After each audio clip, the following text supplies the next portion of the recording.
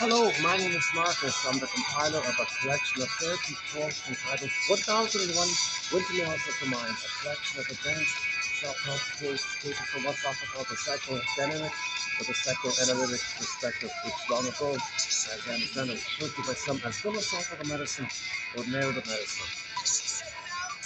The song you're hearing in the background is a song called Star by the classic rock band Streetheart. It's nice to be able to play some songs once in a while. Yeah, so Kenny Shields is a major musical voice in our soundtrack. So let's play a little more of it. Just a fun little song, nothing special with the lyrics.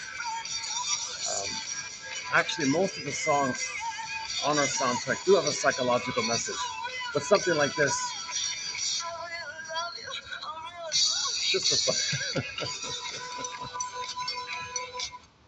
So we now have over 10,000 of these advanced self-help quotes from this analytic perspective. That fancy term just means that you consider the premise or entertain the premise that the child, when he's relating with his mother and has an interpersonal relationship with the mother, that he's going to lay down some kind of memory system by that interaction. The interpersonal becomes intrapsychic, endopsychic, a structure, psychic structure, internal working model. Okay, now, so psychoanalysis or the psychoanalytic perspective or object relations theory, these fancy terms just means that we study this. We study the internalization of interpersonal relationships. Now, whatever model the child sets down, okay, that's his understanding of himself and the world. Okay, the mother is the world for the baby. So the prototype of the world is right there. That's his understanding of the world. If the mother's friendly, the world's friendly. If the mother's hostile, he thinks the world is hostile. If he's in a kind of a terrorized by his mother, he thinks the world's not friendly. It's things like that. And these set that's the premise here. That these seared in, imprinted, grooved in neural circuit memories are like that. And the child does this because he wants to learn how to survive, how to adapt to the world, the mother. How does he adapt? He's going to remember it? Very emotional. What's going on? He's pained by this. So during the laying down of the memories, okay, he's going to have to cope with the pain. So at the same time, he's going to do things in the mind called defense mechanisms to make him unaware of the pain, to repress the pain. But it does get recorded, but part of the recording is he doesn't want to know it. He can't know it. That's the Tin Man. That's the Scarecrow in The Wizard of Oz. Okay, he doesn't have a brain, so he can't think it. It's known, but he can't think it because there's no brain. That symbol means that. Okay, the Tin Man, yeah. So the child can develop to a place where he can have mutual love and the fountain of love because he needs a beingness to love, person to person. But in trauma, that didn't get a chance to take place. So he that's the loss of the heart by the Tin Man. And the Scarecrow and the Tin Man kind of being like that means the person's going to feel disembodied. That's the Cowardly Lion one. So that's a soul fragmentation. That's a pain like this. So Dorothy's a symbol of the system, a symbol of the psyche, a picture of something invisible that's going on with it. Again, Dorothy's you see it. It's a symbol. It's a picture. You see it. It's not real, but it points to something invisible that's inside, that's real. So it's real that we're trying to heal. So Dorothy's kind of like a symbol of this inner healing process. So Dorothy's trying to line them up. And we want to line up and relink and realign mind, heart, body, get them lined up like that. And then, and so on. So,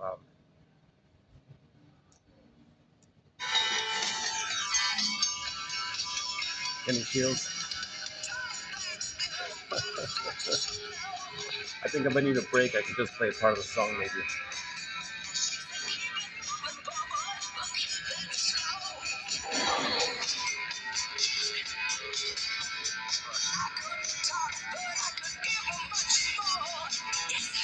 Okay, okay. Lyrically, it's not in for the lyrics. It's a silly song, lyric-wise. Um, but it's a sort of a fun, upbeat introduction. Um, nice classic, good beat and classic rock song. Nice tempo to start the video up with. So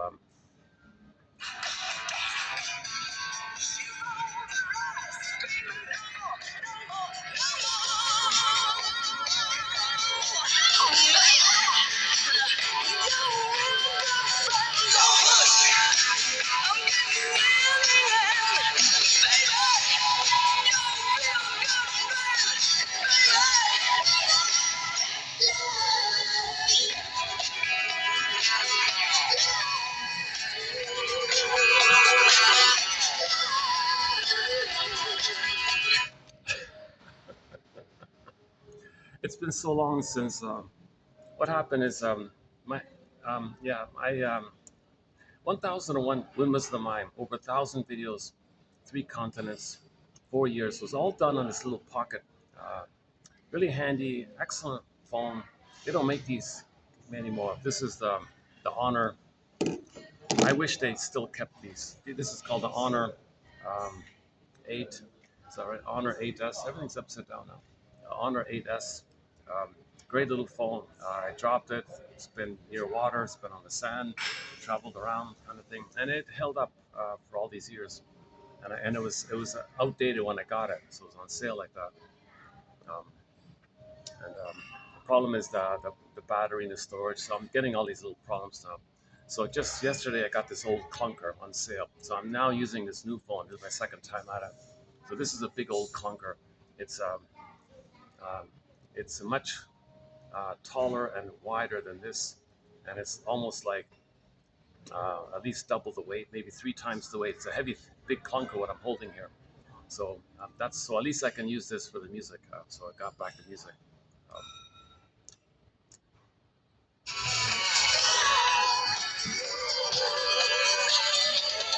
She was the star of the show as it turned out to be.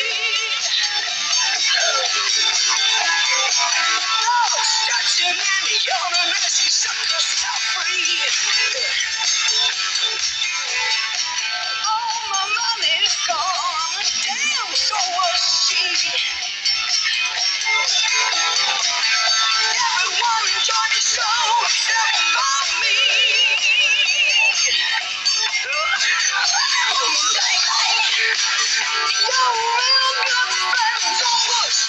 okay. I don't know why I'm playing it. We should be playing. Oh, I'll play some Katie Lee. I'll bring in some Katie Lee next time. So Katie Lee has some fun songs about psychotherapy. Off her album called "Songs of Couch and Consultation." So we've got Shrinker Man on there. It must be something psychological, properly loved, repressed, hostility blues. Those are the 4 main ones. Her second album is okay, but there's no real hits on there. Her second album, the follow-up was called "Life Is a Bed of Neuroses.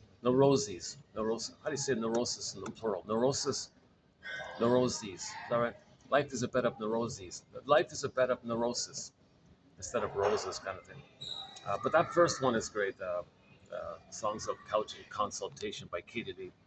And okay, enough about the music for the time being.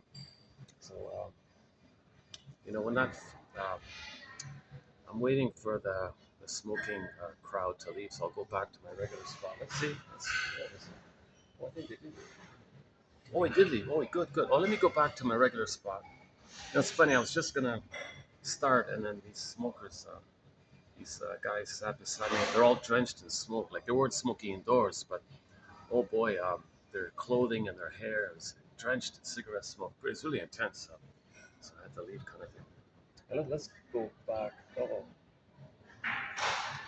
yeah. Let's go back to my regular spot. It's a little. I'm sort of in the public here a little bit. Hold on a second. Give me a minute.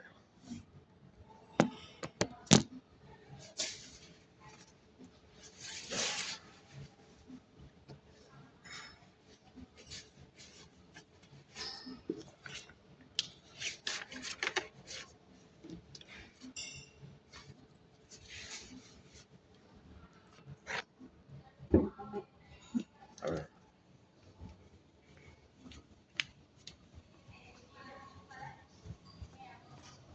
Oh, good.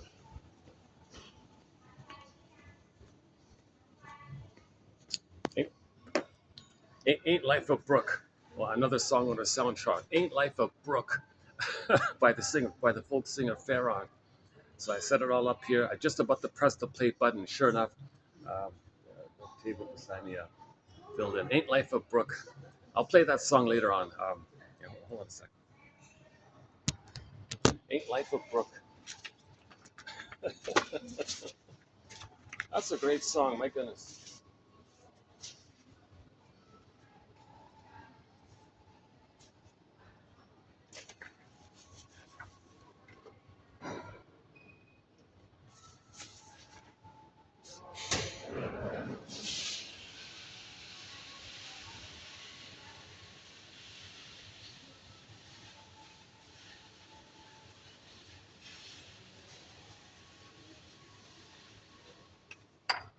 maybe we can play it. Why don't we yeah, why don't we play it? Ain't Life a Brook. I tried to play it yesterday, but what's that?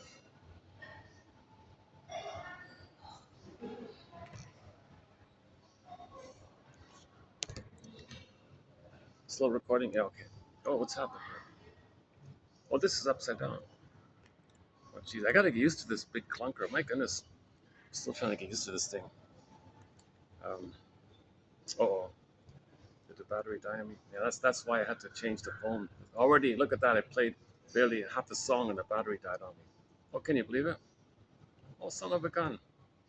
Yeah, that's why I had to change phones. There's no, the internal battery's gone. I thought I could, I thought it'd give me a few minutes. Oh my God! But I gotta immensely praise this phone. This was really a budget phone. It's um, um, it's simple, basic, minimalist kind of thing, but it worked really well. Very reliable, except after 6 7 years, finally things conked out on me. And I try to get a repair. No one can repair it. They say, "Oh, just buy a new one," kind of thing.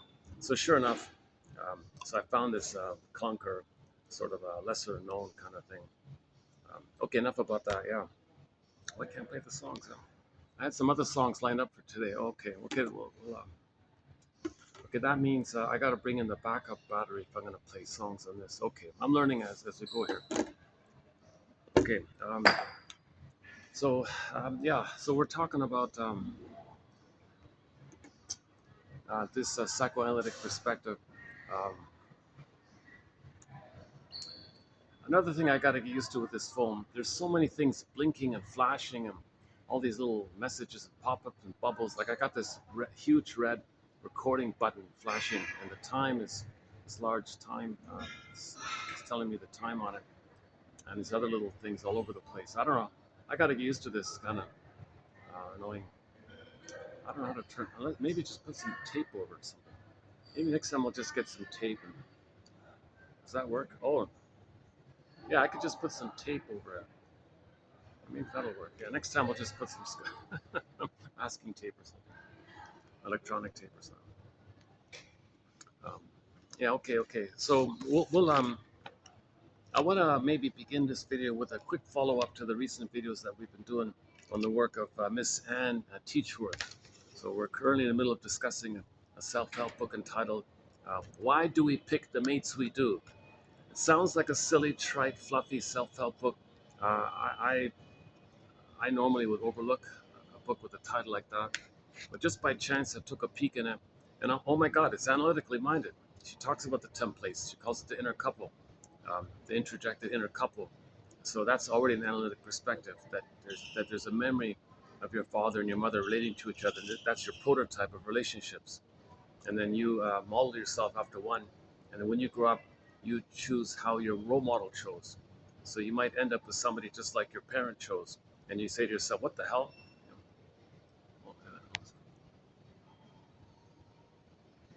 Get some light here. Great.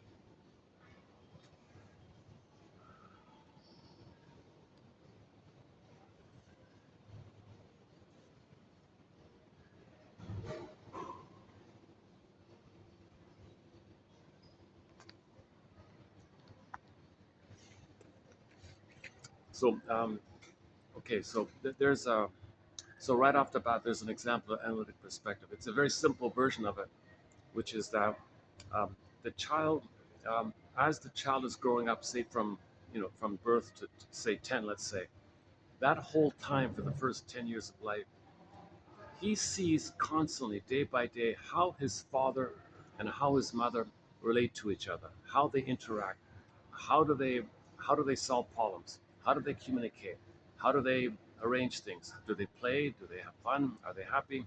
I mean, are they do they have a process where they clear up misunderstandings? Is there like are they doing little annoying things with each other? You're learning.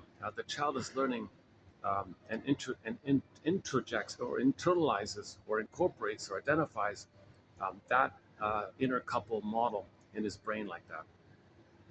And what the child's going to do is he's going to say to himself, "Gee, which one am I going to imitate? Who's going to be my role model, the father or the mother?" Okay, so let's say the child. Uh, okay, so let's say that the child, and it's not about gender. So let's say, well, okay, yesterday's example was the daughter um, um, role modeled herself after the father. She kind of liked the father in a way, and she didn't like the mother actually. So she decided that she's going to be kind of like the father. Um, so she identified with the the role model parent. Now the thing is, as above, so below. She's going to create in her outer life a reflection of the template. So if she's going to be the father, let's say, when that daughter grows up and she's thinking like the father, she's going to choose like the father. So the father chose, um, let's say he was okay, I don't know, a mild mannered guy, and the wife was had the BPD, hysterical personality pattern. Let's say the hysterical BPD or something, and he was maybe a little, I don't know, a little introverted or a little laid back or something. Let's say he was,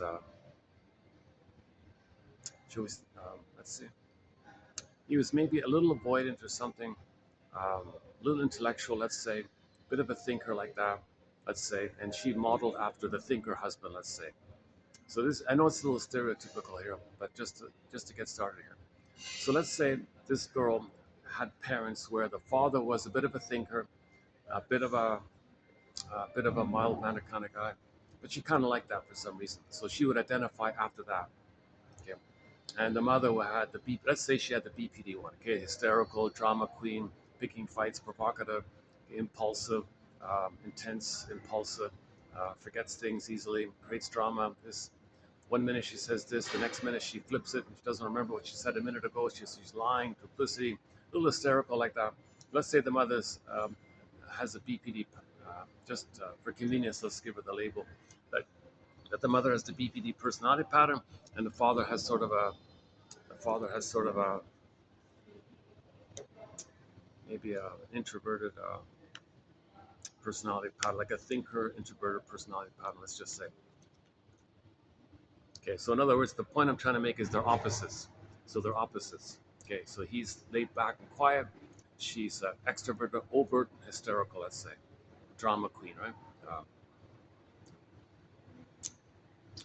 and, he may have chose her for the emotionality. She expresses emotions, you know, um, and she may have chose him for the stability or something, and he doesn't react.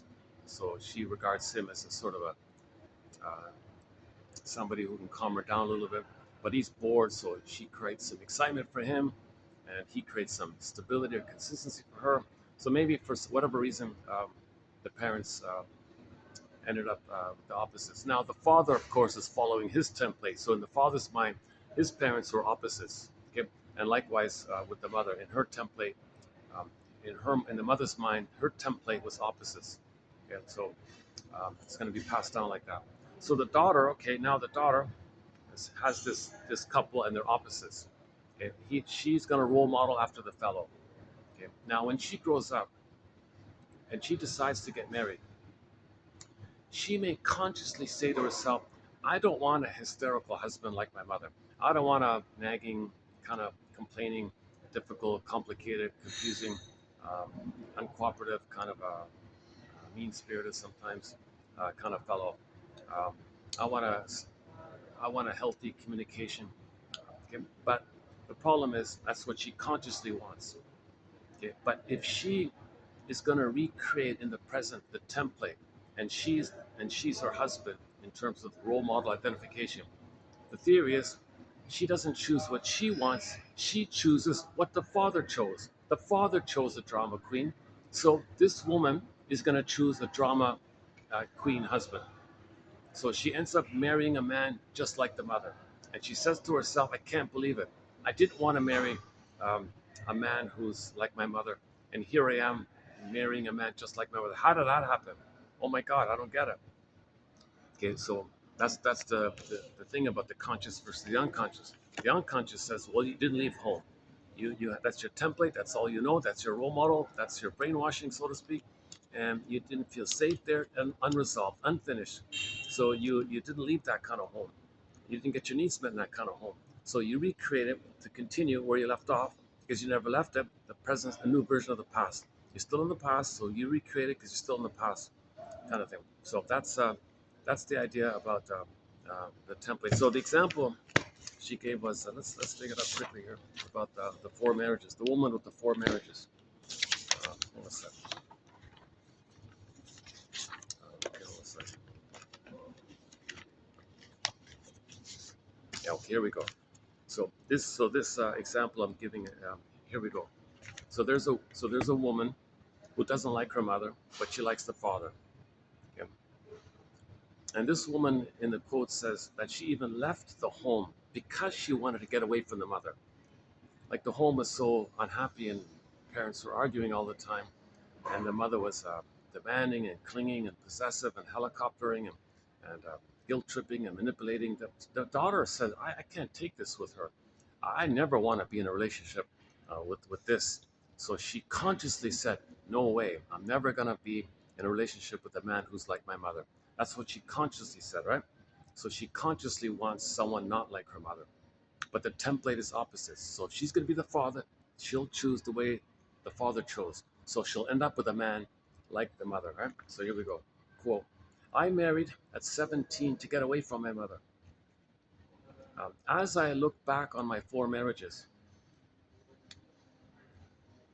I've married my mother each time.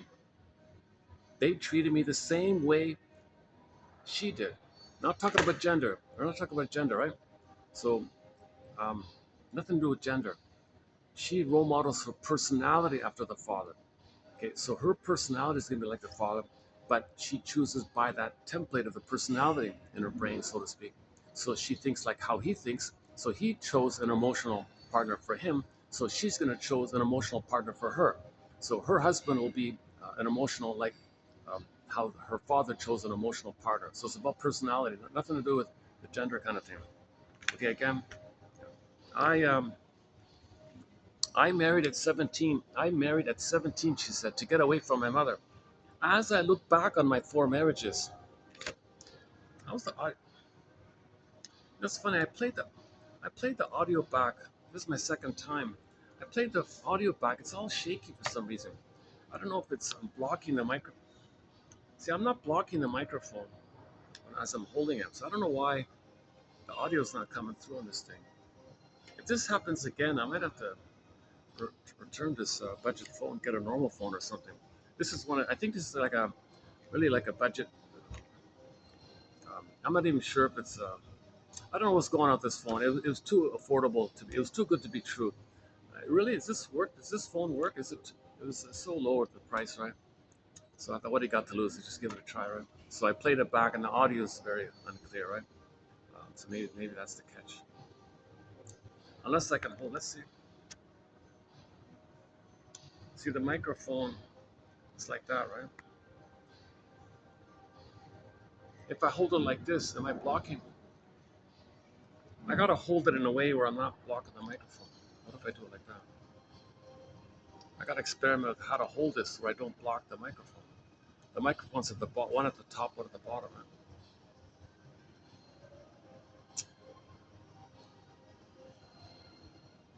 I thought it. I don't know why it's doing this. Yeah, I'm not blocking the microphone. I'm blocking the out speaker, but that's not the microphone.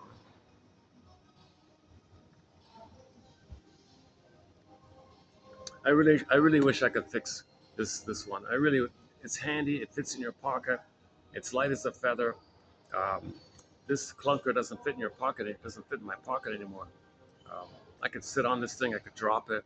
It's got this really super material in the back. I don't know what it is. Um, it's funny. This is 10 times better than what I have now, and this is like an old model, right? Okay, enough about that. Still got to get used to this thing. Yeah,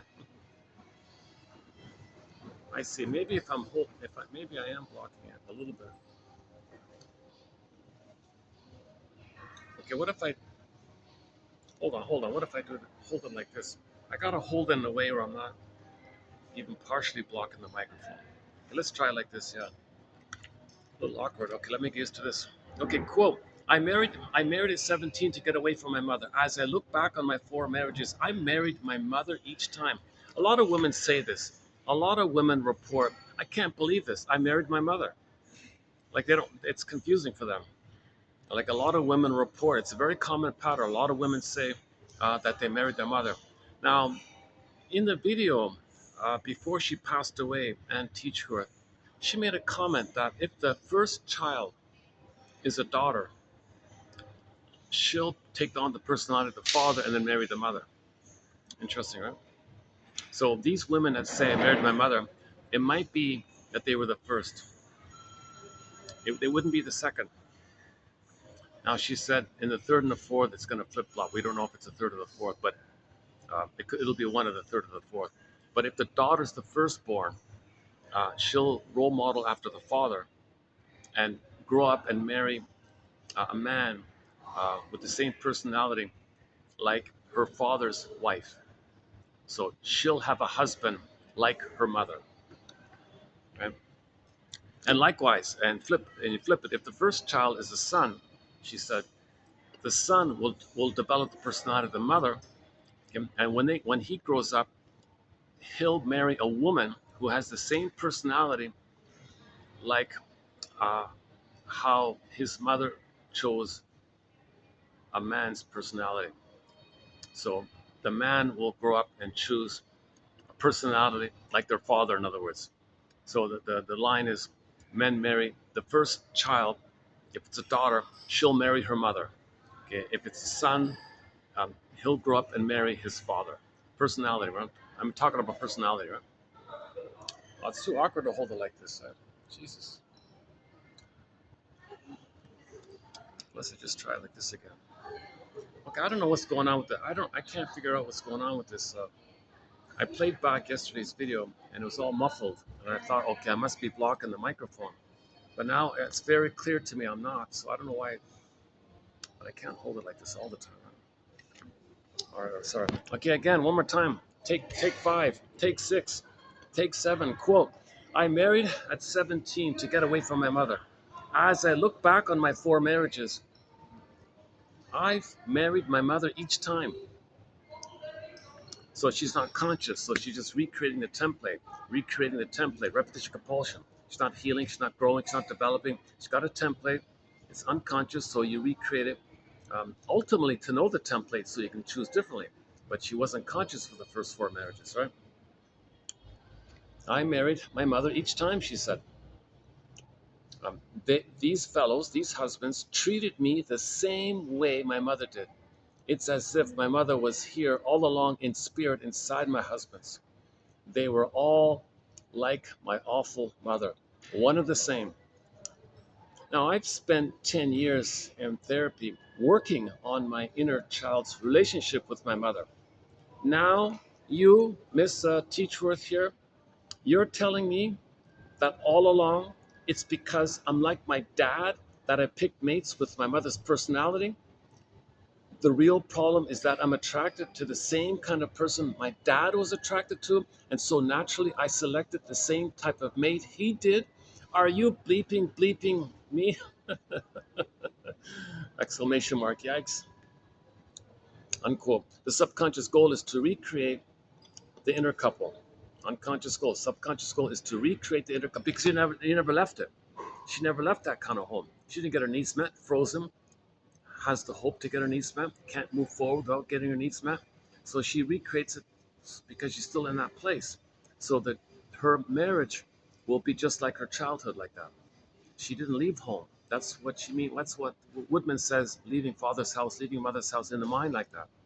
So in repetition compulsion, you recreate um, the traumatic situation because unresolved, unfinished, and you want to get a better outcome, you want to move forward, you want to get your needs met.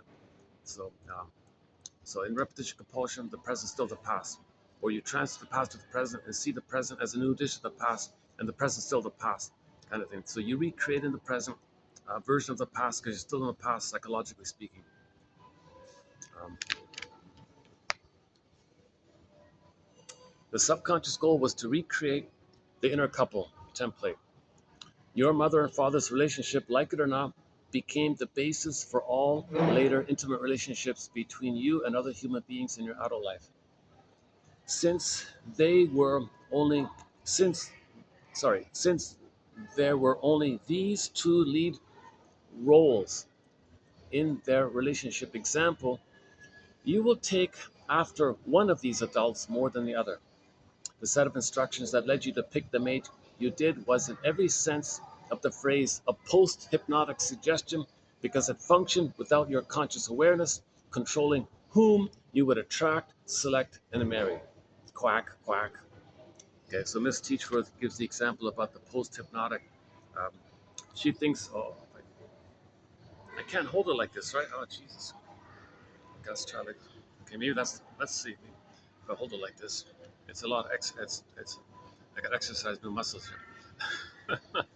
Bit of a workout. This phone I'm holding, I kid you not, is probably 3 times heavier than this guy. I don't know why it's so heavy, this thing. It's an older, like they've discontinued kind of thing. I don't know what it was. Oh, maybe no, maybe I'm exaggerating. Maybe 2.5 times heavier. Maybe not quite three. Yeah, maybe 3 times. Oh my God, no, sure. Yeah, maybe 3 times heavier than this. Yeah. See, when I held this, I never blocked. I never blocked the. I never blocked the because it's so light. I can hold it easily. I never blocked the microphone. But if I'm holding this clunker, I gotta position it so I can hold it. But by doing so, you block the microphone. Okay, let's gotta get used to this thing. Okay, back to the quack example. So I'm not a hypnotist. I'm not a shrinker professor. But as I understand it from the example she gave in the book, um, she based it on one of these old stage hypnotists. So he would pick some vulnerable person in the audience, somebody sensitive, somebody wounded, somebody highly suggestible, highly impressionable, highly hypnotizable, i.e., somebody still kind of childlike. Because if you're childlike, the tendency is you want to please the parent. So you look for a pleaser kind of person. You look for somebody who wants to save the parent, please the parent, help the parent, because the babies do that. Babies originally, um, they dance to whatever tune the mother says. Whatever the mother tells the baby, they go along, kind of thing. Because they need a mother, they got to connect to the mother, so they do whatever the mother wants, kind of thing. So it seems to be that somehow his intuition, he'll pick somebody like that or something. I don't know how that part works, but so sure enough, he'd find somebody, bring him, maybe as a helper or an assistant, who knows it. Anyways, he brings somebody up to the stage. And again, I don't understand this, but you've seen it on TV. Your eyes are getting droopy, your eyelids are getting droopy, you're feeling sleepy. As I count down from 5 to 1, your eyes are getting heavier and heavier. So the whole routine about helping a person to not fully sleep, but not be conscious. Something in the middle. The person's not going to be conscious, but they're not going to be sleeping. They're not betwixt kind of. I don't know what it is. I don't know what they call it. That kind of phase. Kind of twilight phase or something. I don't know what it is. So when she closes her eyes, she's not going to be conscious of her environment, but she'll obey what the hypnotist says because she's transferred her mother onto the hypnotist. So she'll please the hypnotist the way the baby pleases the mother. I think that's how it works. So the hypnotist slash mother says, "All right, I'd like you to be a duck, make the sounds of a duck." And sure enough, she started quacking, and the whole audience would laugh and all this. And she doesn't know that she's doing this. Like, and he says, "Okay, thank you, that's enough." Um, now, okay, post hypnotic induction. So before he wakes up, he says, "For the rest of the afternoon in this room, when you hear me say the word duck, I'd like you to quack. Okay, okay, all right. Now, um, on the count of 5, you're gonna wake up. Okay, da da da da. Snap your face. Okay, you're awake." And then he tells her, "Could you tell us what happened in the past couple of minutes?" No idea. She was asleep. I mean, not fully asleep, but in that hypnotic phase, that suggestive phase or something, hypnosis phase. Oh, check this again. jeez. I don't know what's worse, to block the sound or to keep shaking the thing. Okay. So sure enough, she goes back to her seat. An hour later, the hypnotist tells some anecdote about a duck. So he says the word duck in his little story. And sure enough, the woman starts quacking. And she's now, what am I doing here? Why am I quacking? And like now she's kind of aware that she's doing it and she feels that she's doing it, but why is she doing it? She's kind of embarrassed. Why am I? Okay, she says enough. You're out of the trance. You no longer have to quack when I say duck. Okay. So you take that as a prototype. The child, okay, is hypnotized when he sees his parents. Okay? Your mother's like, to be in a relationship is like this, hypnotized. Later, you're going to recreate it. When somebody reminds you of the other parent, okay, you're going to marry them. Post hypnotic, you're going to quack and marry them. Something like that. I got a guy. I got a guy. Got somebody just beside me here. Okay, let's.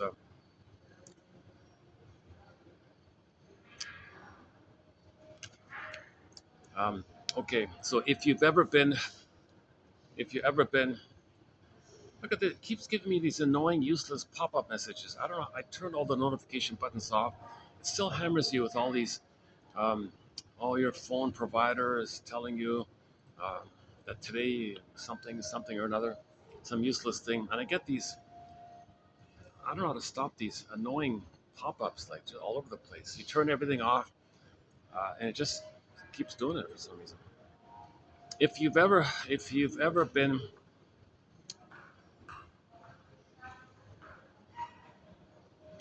see, I can still use this. The thing is, I only got like 2 hours of storage left, two and a half. No, 2 hours and 20 minutes at best, if I'm lucky. And then half the time the battery shuts down. So that's why I stopped using this. And on occasion overheats and I lose the video, or the battery just suddenly zoops down and I lose the video, or the storage mysteriously is filled up and I lose the video. So I was losing a lot. I was losing too many good videos with this. So I thought it's really at its end kind of thing. But I miss it. I really miss this. I really miss the honor. The honor. What a great. Um, I wanted to buy the new honor one, the magic one, the V3 magic one, the waterproof one. It costs a fortune, right? Um, but it looks really good. It's a foldable. I don't care about the foldable part, but it's totally waterproof. You can put it in a fish tank and it still works. You can see the goldfish swimming by, and the thing's still on. So I'd love to get the honor one. They have it now for sale. It's available now. The Honor Magic V3. This is a great company. This Honor is a great company. I think these guys are. Um, they There's a slogan: under promise, over deliver. They don't promise much, but they deliver a lot. I think it's like that.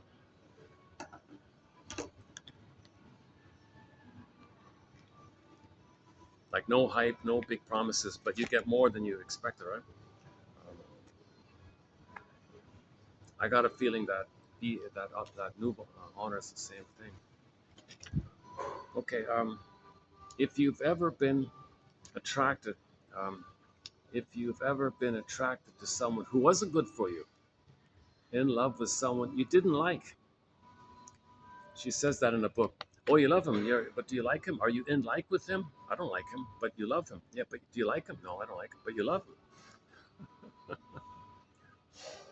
Or unable to find the person you've always wanted to be with. Well, you are one of the thousands of people, or millions, let's say, who knows, who have already experienced the conflict between what the conscious mind wants and what the subconscious mind demands.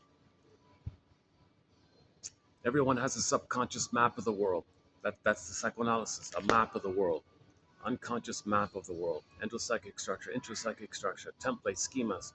I don't use subpersonality. I don't use ego states. I don't use those phrases. They're misleading and confusing, not helpful. Just keep it simple. Keep it schemata, complexes. I don't like complexes either. I prefer constructs is okay. Constructs is okay. Um, so we use internal constructs, sometimes interjects or internal objects. Okay, but let's just keep it like that. Some people use complexes. When they say complex, they mean a construct, a bundle of memories around a certain theme. So, like the mother complex, the self complex. Doesn't make sense. I don't go with the complexes. Oh, geez, this again. All right. Again, everyone has a subconscious map of the world. It's what guides you daily, minute to minute, person to person. You may decide what you'd like to have in a mate, but there's an unrecognized program, programmed part of you that decides whom you get, and you have little say about it. So your conscious says, I want the perfect mate. The unconscious says, I want the perfect match for the past. So when you say the match, okay, that's a template match of the past. So you're confused about the perfect mate and the match. The match is the past to fit the template. That's the match. Oh, we're a match. Do you like him? No, but we're a match. Do you love him? Well, I'm crazy about him. I'm madly in love with him. But do you like him? No, but it's a match. It's familiar. Okay, familial. The word familial. The word familiar. The first part of the word familiar is comes from familial, family, family. And the second part of the word familiar is liar, lies, all the lies and dysfunction, duplicity, gaslighting, double binding, hysterics. Okay, so that's familiar. So that's the match. It's familiar. That's a match. But filled with lies and pain, yeah, but it's familiar. That's the match. So it wasn't your perfect mate. Um, like what you want consciously. You can't get what you want consciously. Your unconscious demands something from the past. That kind of thing. So forget about fortune tellers and the stars and the fate and past lives. These the moon and this hormones or pheromones or the way to a man's heart is through his stomach or through his fill in the blank. Okay, next joke and so on. Forget about these kind of things. It's not how our mother or father was with us that determines who we select for a mate. See, it's not about you and your mother or you and your father that determines your mate selection. It's not about you and your mother and you and your father. It's about the template of the relationship between the father and the mother. You identify with one parent and choose how they chose and find someone to play the other one. Right? It's how our mother and father were with each other. That's the issue, right? It's how our mother and father were with each other in our early childhood that forms the marriage imprint, the template, called the inner couple. For your inner adult, there is only one way to be when you grow up and have a relationship. Okay, so you're going to be like one of those parents. You're going to be like the father. You're going to be like the mother. Okay, so in the example given earlier, okay, that the first daughter was going to be like the father. She doesn't choose what she wants. She chooses how her father chose. See, she chooses how her father chose because in the template, the father chose a certain woman. So if she's going to be like him, she's got to choose a man who's like the wife, his wife, the father chose. And then you're going to find someone for the other role. So you'll be like your mother or father and find someone to play the other one. And then you're going to have a relationship like theirs. You're going to be like that inner couple. This inner couple was the training film that you watched every day as a child. Your parents had the two lead roles in this relationship training film that gave you your first and only couple imprint in your early years. As a result, you saw only two models of how to be in a grown up relationship. Either you're going to be like him or you're going to be like her. It's your very own home video of a couple in action. There are only two lead roles in this film, and in order for the replay to begin in your adulthood, you must first find someone to cast in the other lead role, the inner mate. About 75% of the time when you grow up and your programming surfaces, the inner adult part of you chooses the same type of mate that your adult role model parent chose, one like the other parent. If your personality is more like your father's, then he is your inner adult model, and you will pick a mate like he did, someone with your mother's emotional makeup, because she is your inner mate model. If you are more like your mother, then she is your inner adult model, and you will pick someone with your father's personality and behavior, no matter which gender you are. Then he would be your inner mate model.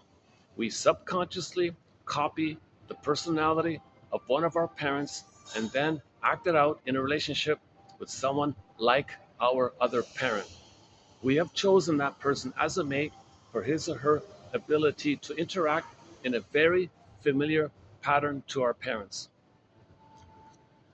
Left untreated, the unconscious inner couple imprint will become the person's only couple imprint for his or her own relationships later in adulthood.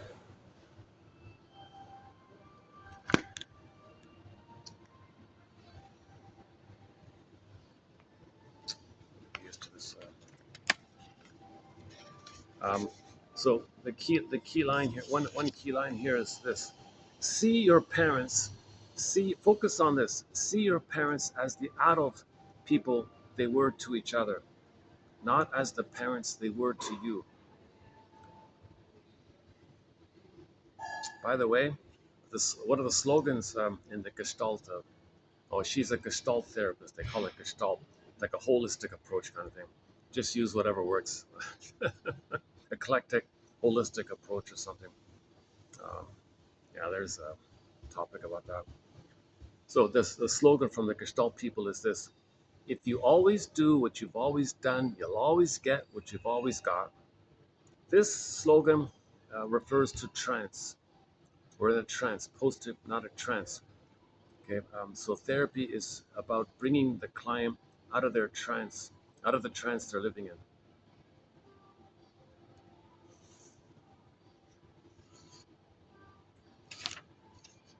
Okay, now I want to follow up here with from I got a curious bystander here. Let me check other options here. Let me see if I can try another one.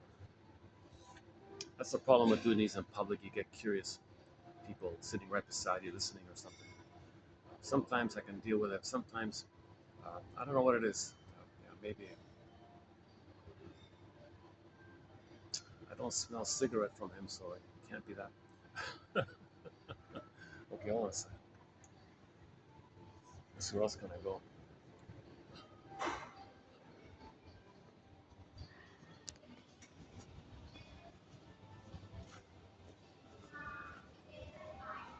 Can I go? Oh, good, good. Okay. Oh, good. Okay. Yeah, he's deliberately visiting. Okay, hold on. Let me move over. Hold on a second.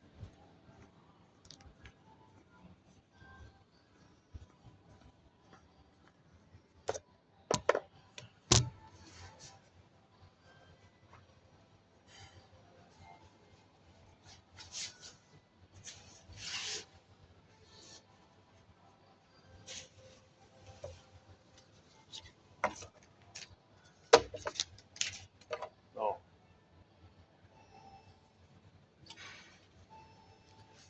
oh, oh, he saw me pack up. He's gonna leave, so he got up and left. Right. One sec.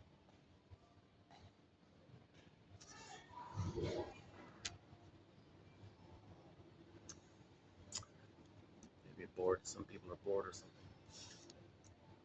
Okay, let's keep going here. Yeah.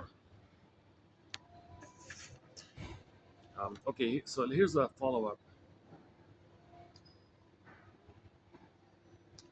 So she says, as a therapist, that traditionally, she would focus on the child and the parent and try to, talk about that. Okay, put that aside. Focus on understanding the template and how your parents got along with each other. And then ask yourself, wouldn't it be nice? Wouldn't it have been nice to see your parents in a healthy way, having some kind of a positive interaction, mature interaction, where they communicated with each other openly, honestly, where they maybe passed the eagle feather back and forth in a kind of a couples conference, a kind of ritual talking stick process, where they can make I statements and free associate. Wouldn't it be nice if they found a way to be intimate and talk openly? Would not would, don't you wish as a child you saw that kind of positive back and forth between your parents? Most people say, of course. Um, so then she does the role play exercise. So you get 3 chairs, you sit in one chair, you get 2 other chairs, and you act like and role play a healthy father talking to your mother, responding in a healthy way to your father. And you play those two. You actually literally play, and maybe you in advance write out the script of what you wish your father said, and then what you wished your mother said in response, and what you wished your father had said, and what you wish your mother had said. And you actually speak back and forth in the 2 chairs. So you hop back and forth in the two. I was doing it last time. I did it in the past couple of videos, little examples of it. So you create a snippet. Well, create a new precedent in your mind. Actually communicate it. Play your father. Be him in a role, talking about what fun activity they're going to do together. And be your mother, having a positive response where they discuss it back and forth and come to some agreement where they both like. Actually do that kind of thing. Okay, so I did the bowling example last time. Okay, next scene. So now you do another scene. Well, make the, make them apologize to each other. So you have the father make a clear, specific apology about what he did that he regrets, okay, and how he's not going to, and show that he's not going to do it. Like show clearly that his actions, and you name the actions specifically, that he did those things and he feels badly and he regrets it, and he shares that kind of thing with her, and how she hears it, and then accepts or whatever, and you just go back, and then she makes an apology on her end. So you role play your parents giving apologies to each other. Next one, you role play your parents giving signs of gratitude towards each other. Okay, um, and you role play them making I statements, okay, conflict resolution, clearing up misunderstandings, planning for a holiday, planning for a dinner, planning, uh, and so on and so forth. Um, the key one is making I statements. That's a key one. Okay, so you might learn how to make an I statement. Don't don't think about role playing you making an I statement to your mother. Put that aside for a time being. Okay? Give that skill that you learned of how to make an I statement to your father and give it to your mother, and role play them making I statements amongst themselves. You see, so you role play your father making an I statement to your mother. You play that mother making an I statement to your father, and you play him, you play her, you and back and forth like that. And you do a bunch of these things. The idea is to create positive fake memories. Yes, they're fake. Yes, it's but they're positive. But you know what? They fill in what should have been there. They kind of set in some kind of, you might accept this kind of fake memories because they're supposed to have been healthy with each other. That's the natural state of affairs if they're healthy. It was meant to be that the parents would be loving and communicative and open and expressive and share and have a fountain of love and person to person and treat each other like people, yeah, not just like soulmate kind of thing. Like just it's supposed to be like that. So that's all missing. So if you make it up in your fantasy, it's not just good enough to fantasize in your own little mind privately. You gotta hop in the chair, play that fellow, play the father. You say my name is, and you say your father's name. I'm him. You be him. You hop over the chair and you play the mother. Oh, my name is so and so, and you say her name, and you're her. And you either do it, either you make the positive communication directly, spontaneously, or you write it out in advance, like and do like a theater thing on a role play, so you can prepare for it or do it spontaneously, and so on. So we did a few examples like that. My assumption, my assumption was that most couples' difficulties stemmed from their unfinished business with their parents. That's a common assumption. They're very understandable. That's the, most people think in those terms. Like, my mother didn't listen to me. My father didn't protect me and guide me. My mother exploited me and lied to me. She didn't meet my niece. She made it all about her. She made it all about her. She never saw me, didn't listen to me, didn't talk to me. Always blame me and guilt tripped me and controlled me and blame me and criticize me. Jesus Christ.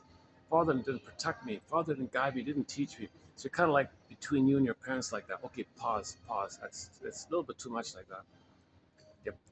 Let's back up for a sec and let's revisit that original couple imprint, and let's create a parallel new precedent of a new imaginary imprint of the parents being nice to each other, warm to each other, friendly with each other, mature with each other, and you gotta play those characters. You got to take what you know and give it to your father. Take what you know and give it to your mother, and then play that mother, play that father, and do the role play back and forth. That's why you have the two chairs there. One chair, then you hop over the other chair, hop over the other chair like that. So my assumption was that most couples' difficulties stemmed from their unfinished business with their parents. I now believe, I now believe that a couple's difficulties reflect the unfinished business from their parents' relationships.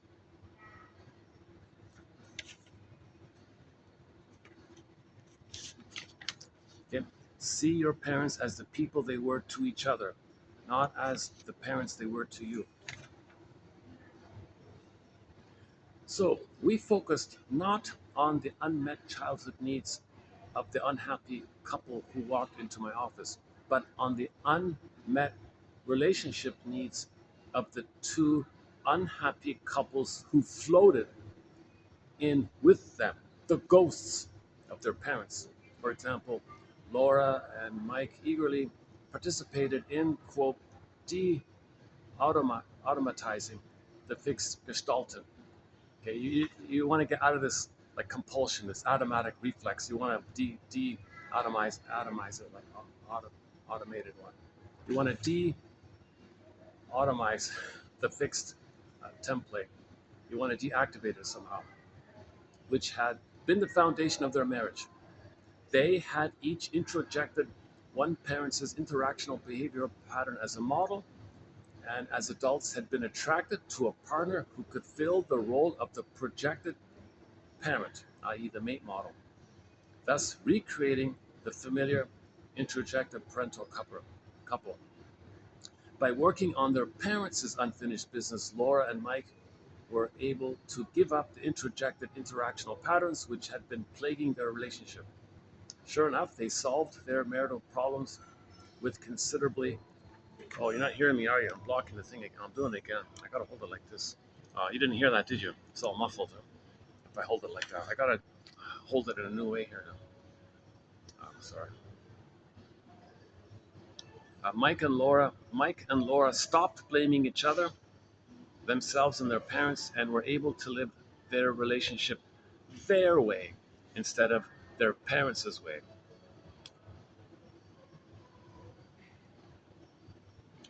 Role playing your parents as you wanted them to be provides an opportunity for you to experience them meeting each other's needs for a change. This is an alternative, positive program for your relationship now.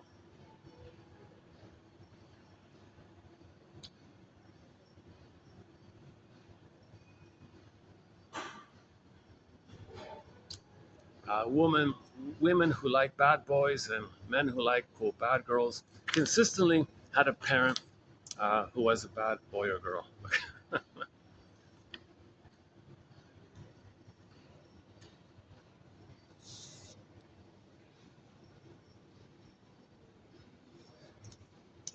If both parents were healthy, okay, um, whichever you identified with, you're going to choose how that parent chose. So since your parent chose a healthy partner, you'll choose how they chose. So you'll end up with a healthy partner. So you're going to recreate what you had like that.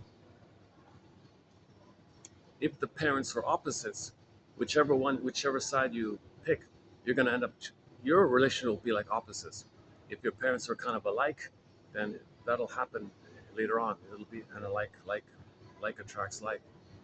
So I think that example with that woman Harriet, my impression was her father and mother were very similar. They were like just practical helpmates or something. Just um, they weren't really affectionate or um, they just had a utilitarian help each other kind of situation. But they were very similar and they kind of got along like that. So she was looking. So I don't know who she identified with. Let's say she's the first child that's the father, so she'll choose uh, a man who's similar uh, to one of those parents. So she's looking for like attracts like. If the parents are like attracts like, then she'll choose like attracts like. So someone similar, something similar. And then she had a colleague, a fellow, this jovial kind of playful kind of guy, who was kind of the opposite to her. Now in his mind, you see, his parents were opposites. So he was attracted to her because that's the opposites. But in her mind, the parents were similar. So she wasn't attracted to him. You see? So you follow the template. If the man's mind and the parents are opposites, whichever one he chooses, he'll choose how that parent chose. So he'll end up with likewise with an opposite kind of thing. If the if the person had parents who were similar, like attracts like, healthy or unhealthy or whatever, um, then their relationship will be in a similar mode because they're going to choose how that parent chose. So if the parent chose someone like them, they're that parent. They're going to choose someone like how that parent chose someone like them. So they end up with someone just like them because they're that parent. So um, okay, back to the film. Oh, I'm doing it again. Oh, jeez, I gotta get used to this thing. If I hold it normally, I block the microphone, right? I gotta hold it in this kind of awkward way.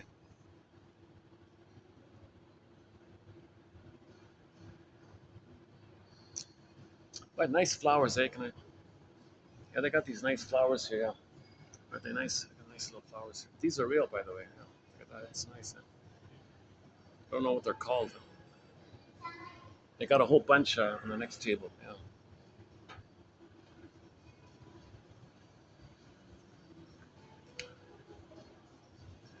We got it. Are we getting it in? There it is. Yeah, I don't know. They're real. It's real. Yeah, it's real. In water. Yeah, they got water and everything.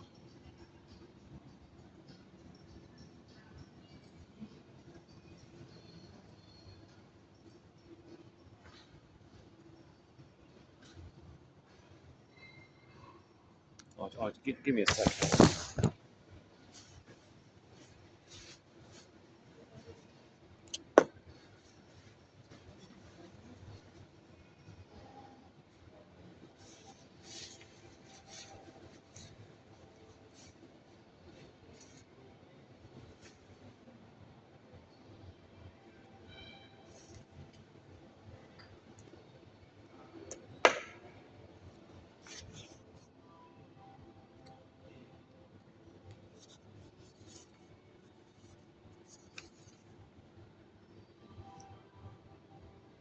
The internal parental couple. That's a vehicle for transgenerational transmission of couple dynamics.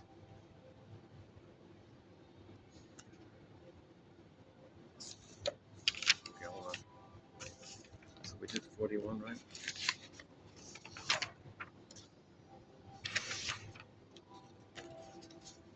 Okay,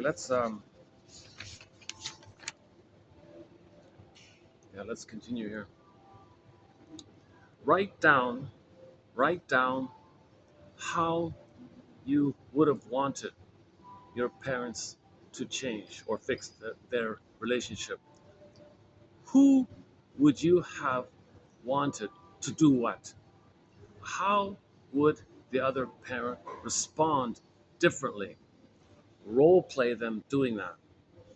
I'm not going to do it this time around. I was doing it with the chairs. I actually tried it a little bit myself. Let's give me a break this time. Role playing positive fictional dialogues between your parents would give her some prior experience of her parents working through the stuck places in their relationship and make it possible for her to try some new behaviors with her boyfriend. She keeps reporting these amazing testimonials. They do it, they role play positive parents, and then they no longer look for the past. They have some other precedent to refer to it, like a healthy precedent to refer to. So they're not recreating the past. It seems to work, she says. Um, because if you only have the past, then you're nudging and sending out cues.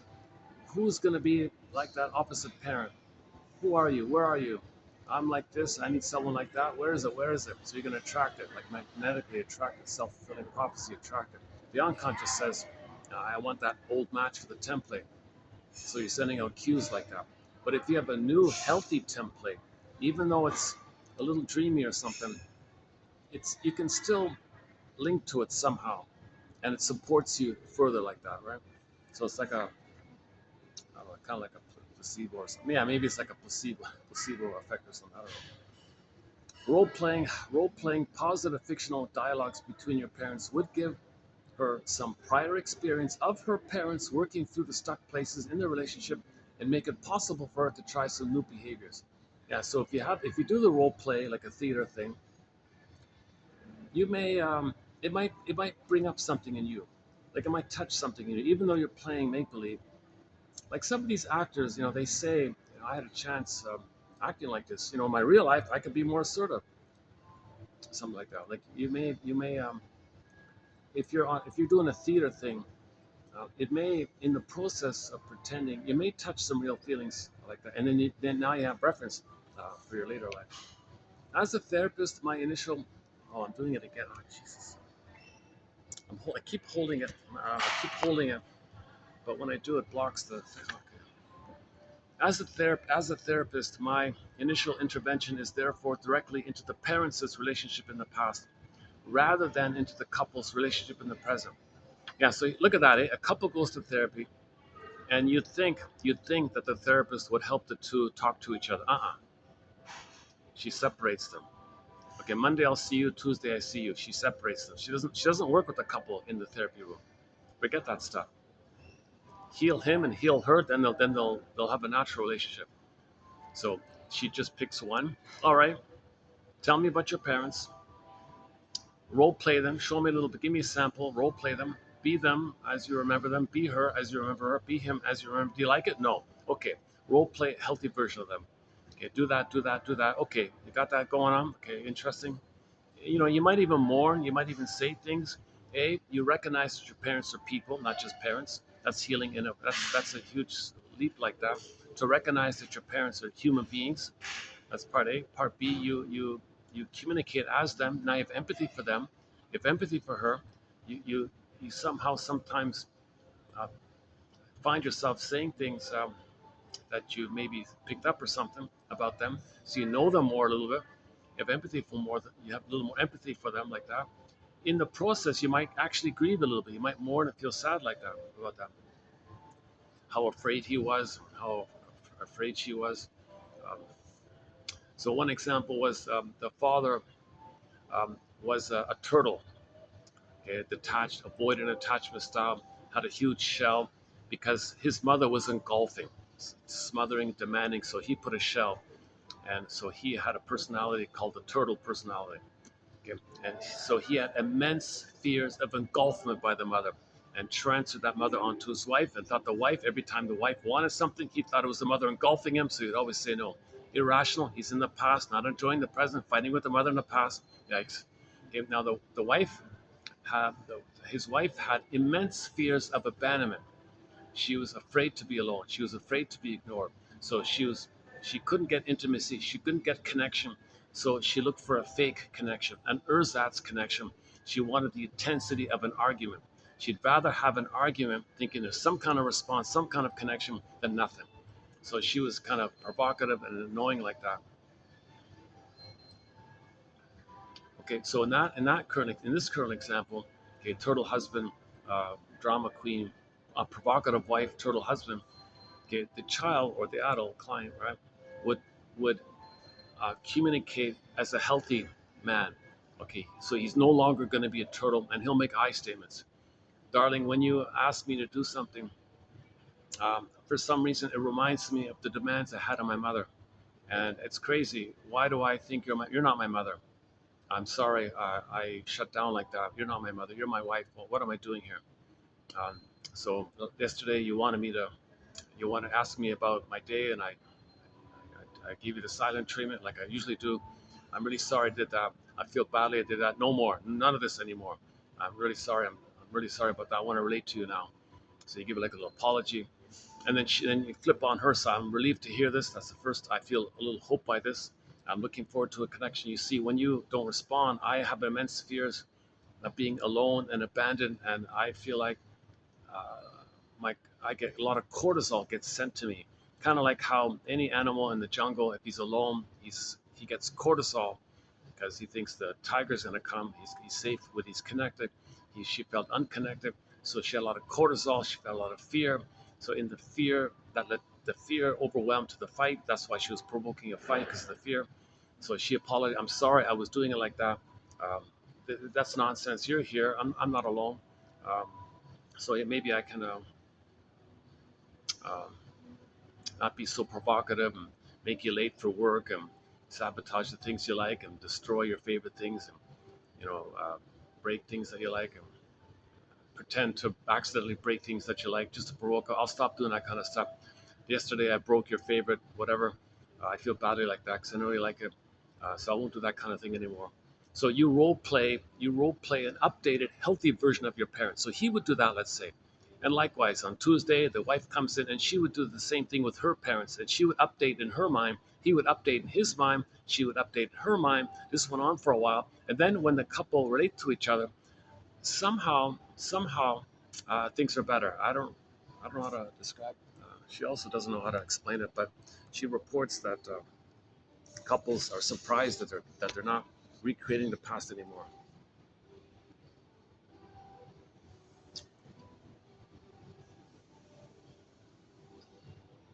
Reprogramming started by having Martin and Connie role play their parents being nice to each other at the same time in order to increase Connie and Martin's tolerance of simultaneous affection between themselves. Okay, so if Connie imagines the parents being affectionate, okay, and Martin imagines his parents, role plays his imagines being affectionate, tender, nice, gentle things. So she imagines it in her with her parents. He imagines it and role plays it in his mind with his parents. Then when the two get together, they're going to be nice to each other. They needed to practice having their parents find fun together without alcohol. Okay, so same thing. If Connie had an alcoholic parent and Martin had an alcoholic parent, then Connie would role play the parents having fun with no alcohol. Martin would do a role play of the parents having fun with no alcohol. Okay, then when the two get together, they would find a way to have fun with themselves without alcohol. They began the process of rewriting their inner couple programming together. 2 months later, they had a real breakthrough. Connie came in beaming. Well, she said, I remembered when we role played what we wanted our parents to do. So, right before Martin was about to go out on a drinking binge thing, I went over to him and gave him a big hug instead of yelling out, instead of shouting at him. He started crying and told me he didn't know why he acted so cold to me when I was everything he had ever wanted in a way. We went to the kitchen and had a long talk. It was like our personalities switched right back then and there to how we were when we first met. We both want to stay out of the trance, unquote. Their original matching inner couple, their original matching inner couple sets, each with a drunk and a homebody. Oh, so that's why they were attracted to each other. They both had a drunk and a homebody as parents. Opposites attract. She said, ironically, if Connie's parents were both drunks and Martin's parents were both drunks, ironically, they might get along with each other. She thinks, generally speaking, couples who marry based on like attracts like, healthy or unhealthy, they tend to don't need therapy. If Connie's parents were both homebodies, like attracts like, and Martin's parents were both homebodies, then those two will be kind of like homebodies, like attracts like. She says most of the couples that go to therapy have opposites issues. See, if it's like attracts like, but they're unhealthy, that's narcissism. So they don't do therapy anyways. They just scapegoat one of the children. That's how they deal with their pain. They suffer one of their children and shame, hate one of their children, and scapegoat one of their children. That's how they deal with their pain. They don't do therapy, so that's why you don't see unhealthy like attracts like in therapy, because the scapegoated kid, is the therapist in a way, accidental therapist. He's absorbing all the hate and pain to keep the parents together in the family system, uh, emotional triangle issue.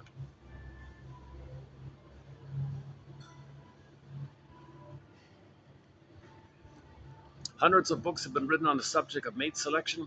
The common belief when I married was the father was always the little girl's ideal mate model, and the mother, the little boys. Like the old popular song, quote, I wanted a girl just like the girl who married dear old dad. In our case, my husband had to deal with the growing realization that he had married a girl just like his undear old dad, not his mom. Okay, here's the confusion with the terms. So the child is looking at the brainwashing film. The first 10 years of life sees his parents relating. The one he's going to role model after, that parent is called the role model parent. Okay? So uh, that parent chose someone as a mate. So for the child, that'll be the role model mate. Okay? So you're when you grow up, you're looking for the role model mate for your role model identity of yourself, right? So you identify with one of the parents and choose how they chose. That one you choose like your parent chose. That's called the role model mate. A little confusing like that, right? Yeah.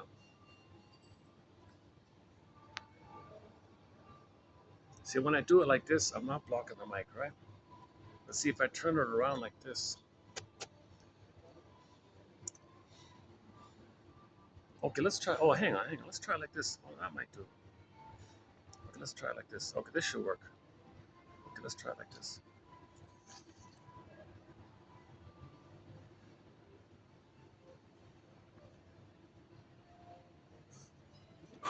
Yeah, that guy who sat beside me had a real energy. Like he kind of like focused on me and listening on me. I felt that if someone's sitting there doing their thing, I don't notice it. But if they're focused on me like that, I kind of felt that. So I was going to move to the other place. So he's lonely. He felt abandoned or something. He got triggered, so he had to run away. So my walking up maybe triggered how he felt abandoned or something. Oh, let's do. Oh, how's this? If I. Oh, let's try this. Is this okay if I do it like this? A little lazy like this.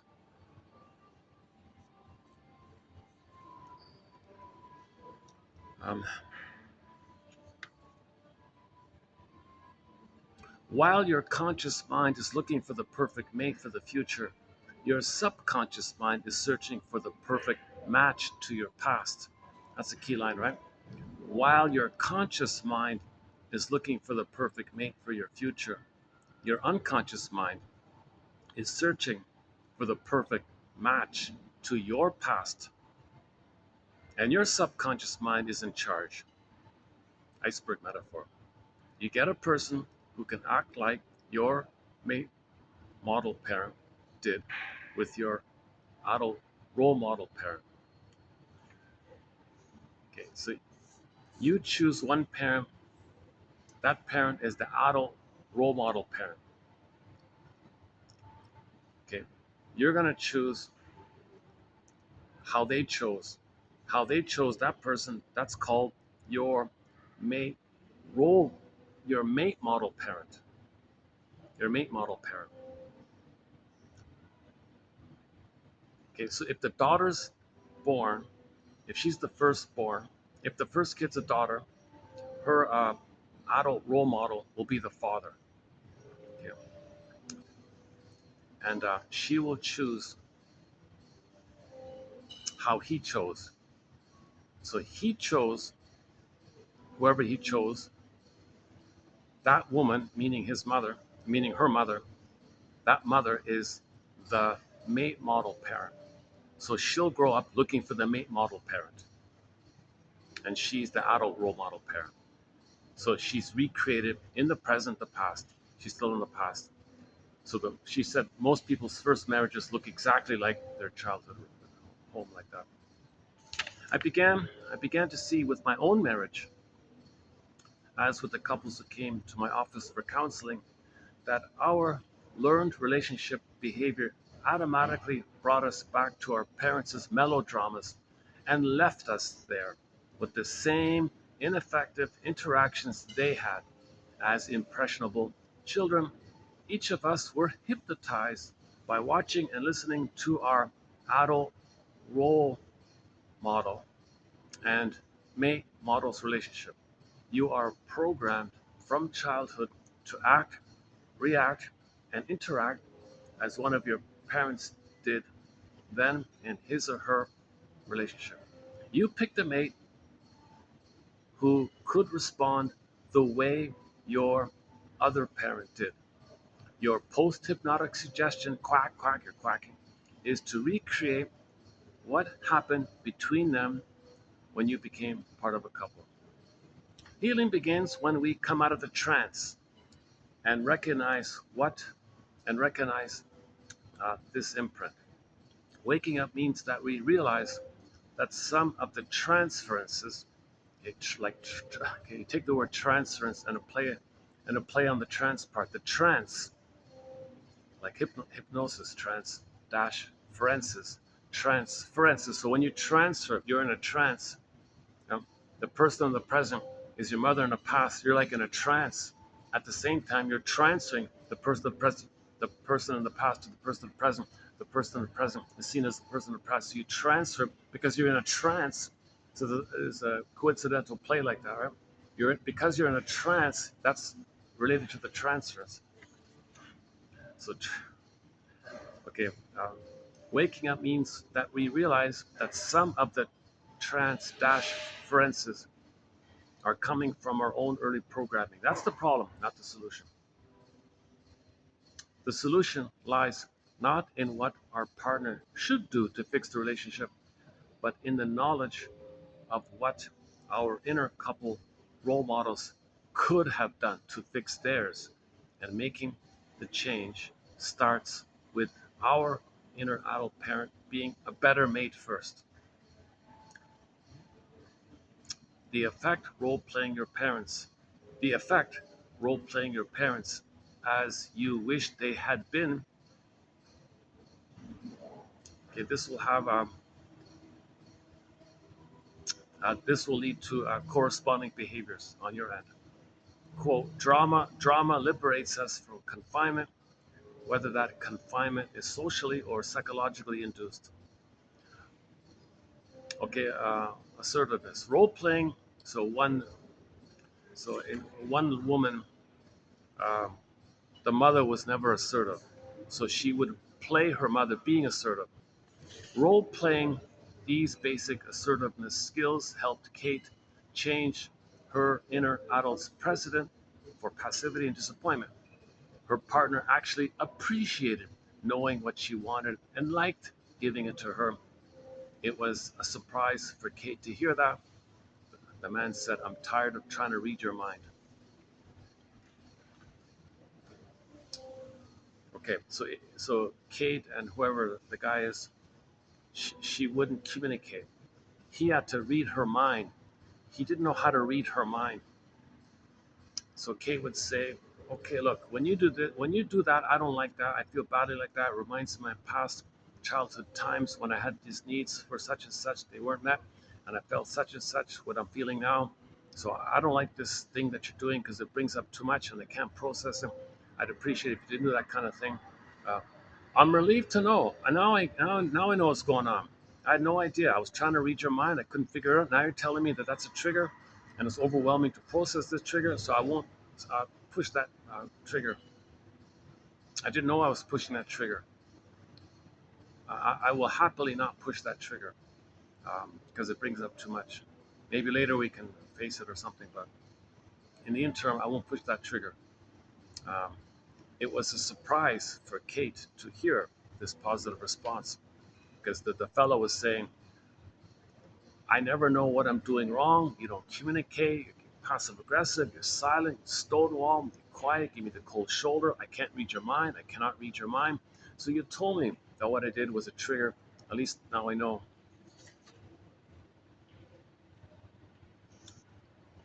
As a therapist, my initial intervention is therefore directly into the parents' relationship in the past rather than into the couple's relationship in the present. Their parents became my clients. Yeah, so look at that, eh? So she's a counselor. Somebody comes to see her, and her attitude is that the clients' parents are her clients, not her, not her. She's coming, help, help. I ignore that. I'm not going to help you. I'm going to help your parents in your mind. I'm going to get you to role play a better version of them so you can have a better template to refer to, and then everything will be okay. Uh, don't transfer your mother onto me, and I'll give you interpretation that I'm your mother. Well, maybe, I don't know. But so what I'm trying to say, she has a very practical, doable, almost like you can do it on your own kind of thing, like I was doing the past two videos.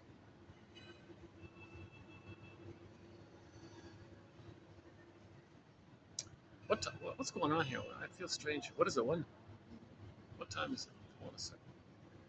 3:22. What's the battery? The battery's 87%. Battery's holding. Okay, the battery's holding up. You know, it's funny. This phone is pitiful. I did a 4-hour video yesterday. It took up the whole storage. Can you believe it? It took up the whole. It just exactly fit. I can only do 4 hours.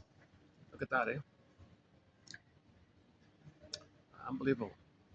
So this old phone also gave me like 4 hours. This is the same thing. This is basic. This new phone is this is better. This is if I could fix the battery on this thing, I'd go back to this. This is better than the new one. Can you believe it? And this was like a like a an outdated model that they were selling off kind of thing. No one wanted it. It was like on a discount bin kind of thing. And I used it for years. You know, I've used it for like I don't know 6, 7, 8 years, something like that. Is that right? 5, 6, 7. Yeah, about something like that. Yeah, 7, 8 years, something like that. Seven, maybe 7 years. I've used this for about 7 years. What a great phone, eh? Unbelievable. I didn't realize I had such a good phone. I didn't realize I lucked out with this phone. Such a good phone. Now I gotta struggle with this annoying clunker. Okay, let me get used to this clunker. If others can get used to it, I guess I can.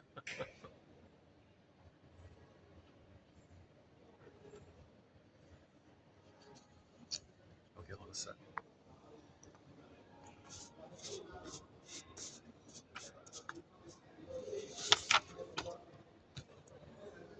Okay, let's pause here on the anti words material. I think I kind of covered it. That's today's batch, yeah. So we'll get to today's batch here.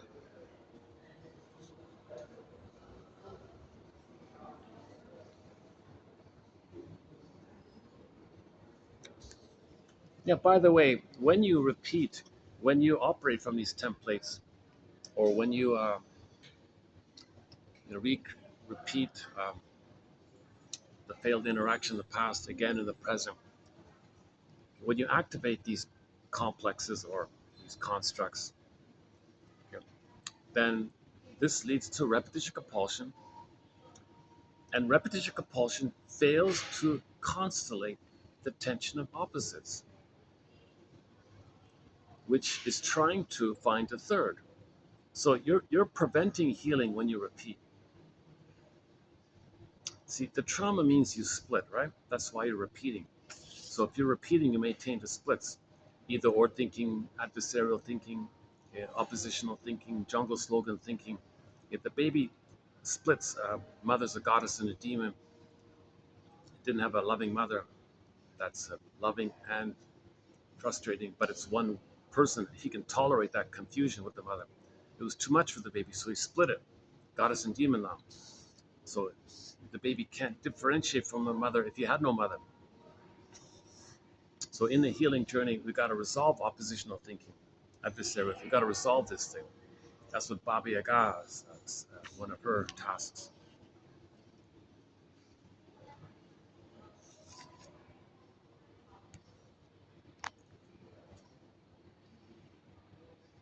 So just quickly, so just quickly, we did a 14 video special run on the work of Elan Golem. Okay, her version of repetition compulsion is that we interjected, okay, a construct, a freezing parent, frozen child, like you and your parent, right? So now we're, I'm going to finish with Miss Teachworth's model for the time being, go back to the basic stuff. So the basic stuff was based on Elan Golem's theory.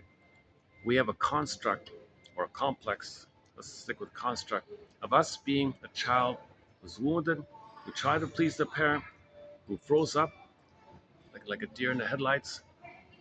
The pin went in the collar, we felt flat underneath. So um, our beingness um, personified like Snow White in a coffin, Rapunzel in the tower. The beingness turns into princess, turns into the swan who flies away. The score gets pulled down. Echo turns to a statue. So we create a symbol for our beingness, and it's gone. It's unavailable to us, like Snow White in a coffin in a box.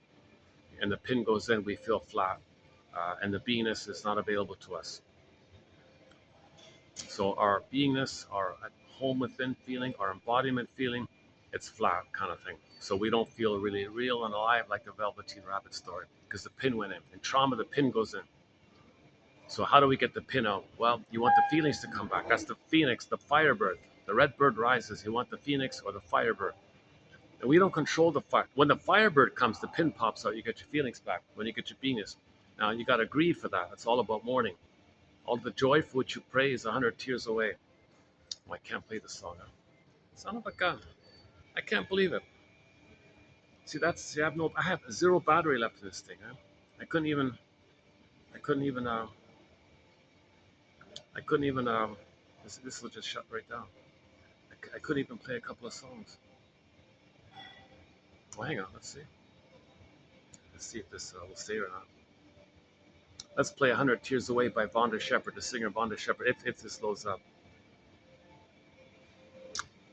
Um, so we don't control the firebird phenomenon. Nature does that. But there's several things that we do on our end that sets it up for the firebird to appear. Okay, one is resolving oppositional thinking, either or thinking. Oh, no, it shut down again. Oh, see, it shut down. Oh, it just keeps shutting down. Oh, see, it just keeps shutting down. It went on, then it shut off. Son of a gun. Okay. Okay, I'll bring the backup battery next time. I'll play some songs. You know, I can play songs on this MIDI phone, and the other phone picks it up.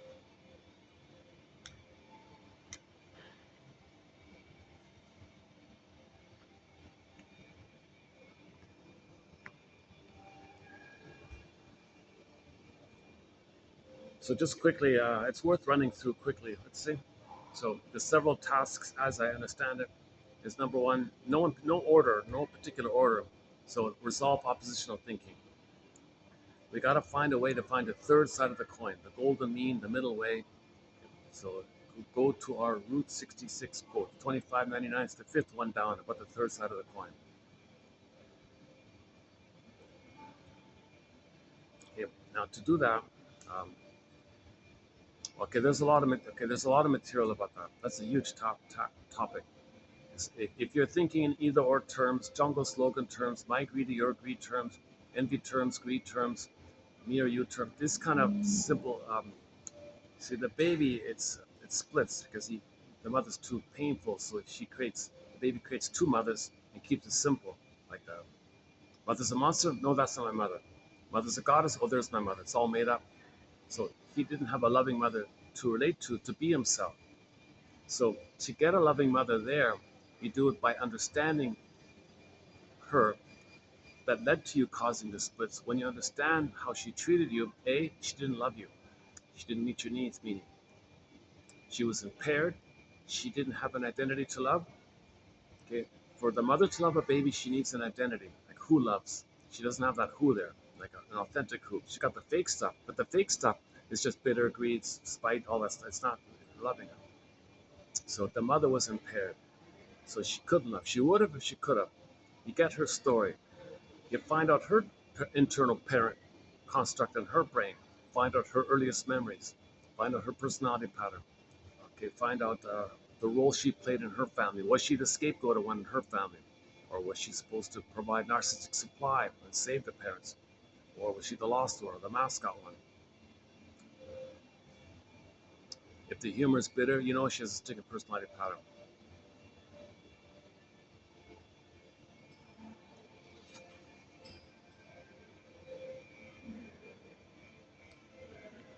It's much harder to hold this awkward, clumsy phone with the added problem with the microphone. Jeez, I didn't think about that when I bought this one. I made a mistake.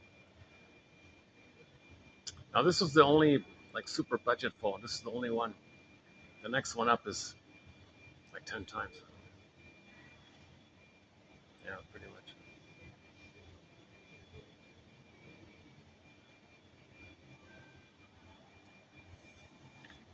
However, the delivery comes across with all my mistakes.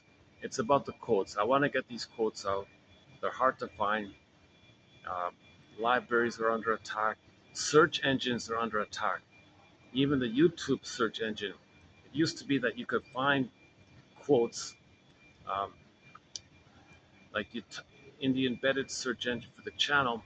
If you're looking for something, it'll show you which videos include quotes on that topic that you search for. That's all gone. It's wiped out. It's gone. The search engine only tells you what's on the title, but the titles here is just like it's just TQ titles, so that's no use, right? So that's a huge setback in terms of researching and finding material. And I've noticed search engines in general in other areas are under attack. It used to be you could search for something and you can click, and that click function is gone. So it used to bring up what you search for, you'd get a little more. That's gone. So these quotes, and the bigger issues, most of these books are being withdrawn, unavailable, removed.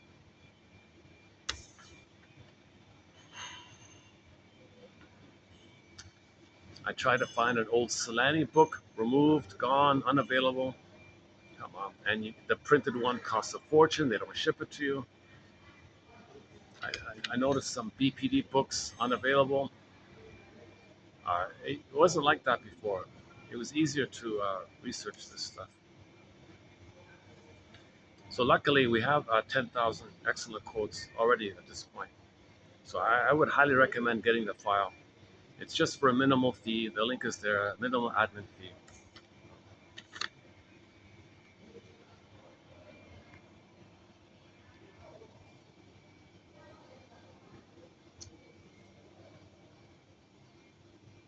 Okay, where are we here?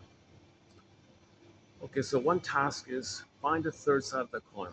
Find something that's, like, for example, the positive attention. People love or cry for love, but when people cry for love, it's coded. They might cry for love by finding proxies to do the crying for them, and they show you what had happened to them by doing to others what had happened to them. So they're protesting what had happened to them by finding a proxy to cry for love to them, as if to say, look, that's me crying for love. And they shame them the way the mother shamed them. So it's all messed up, right? They're crying for love by the proxy and then showing you what happened to them by doing it to them. So it's all veiled. So you got to be curious and wonder. They play the song "Wonderlust" by Pavlov's Dog coming out next year. Not wander, wonder with an O, Wonderlust. So we got to wonder like that. Everything's love or a cry for love.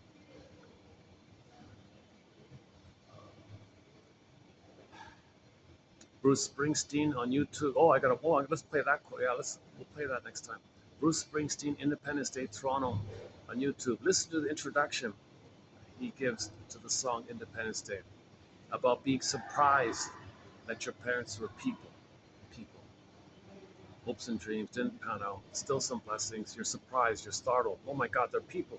That's what the chair exercise helps you to do as well. When you role play your parents, um, you realize they're really like they're wounded people. You really realize and have empathy for them like that, and you're eager to uh,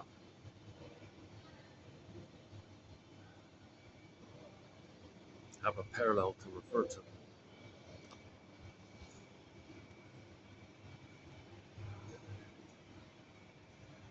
Okay, another image is the seeds. You got to divide the seeds. Okay, so put them in two piles. So can you discern and distinguish between authentic feelings from the feeling self versus the sham feelings from the defensive self? Your excuses and rationalizations, hubris, pride, neurotic pride, disappointments about defensive, quote unquote, defensive needs versus your authentic needs for your personhood versus the defensive needs which are there to make you unaware of your authentic seeds. So, can you discern between real feelings and sham feelings? That's another whole topic.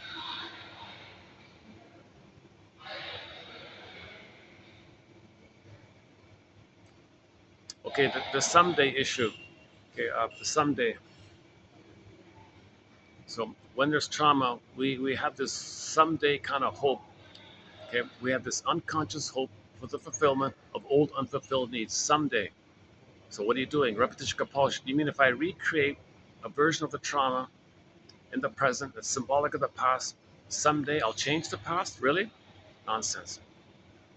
If I shame others the way my mother shamed me, will that change the past someday?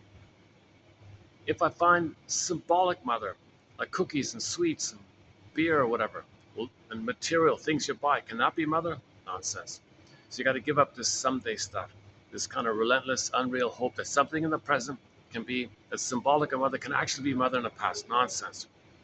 This someday hope that if you protest like a placard, injustice, mother hurt me, injustice, and you shame others to communicate how she had shamed you because you've become her in the Faustian deal.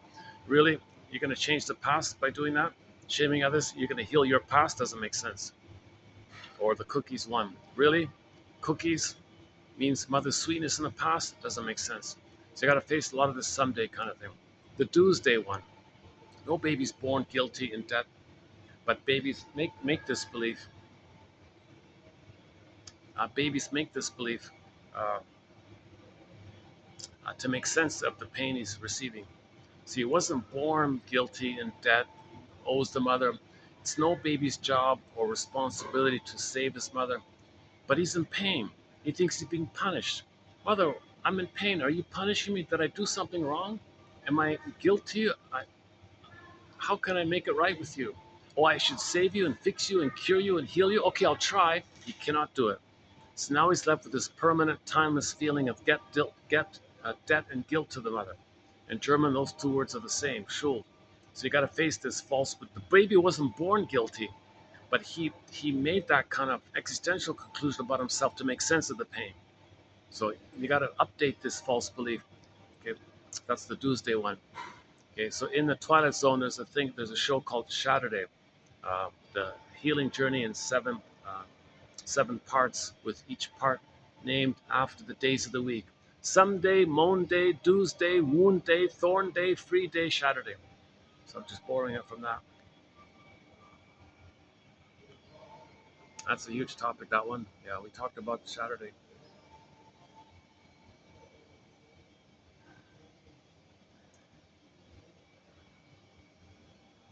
It's been fun talking about the Twilight Zone episodes in the past month. We talked about Wong's Lost and Found Emporium, Memphis, Cradle of Darkness, the Doberman Pinscher one, the Groundhog Day one, uh, To See the Invisible Man, that Take My False Life Please one with the comedian, and a few others.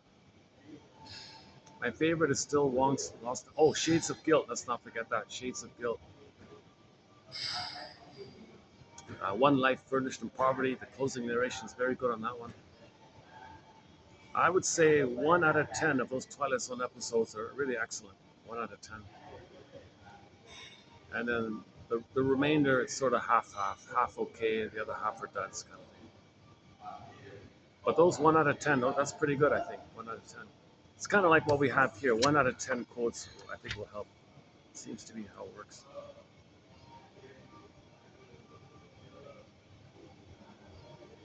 Okay, free association. So that's another major task. Say what comes to mind. What does this suggest to me? What does this remind me of?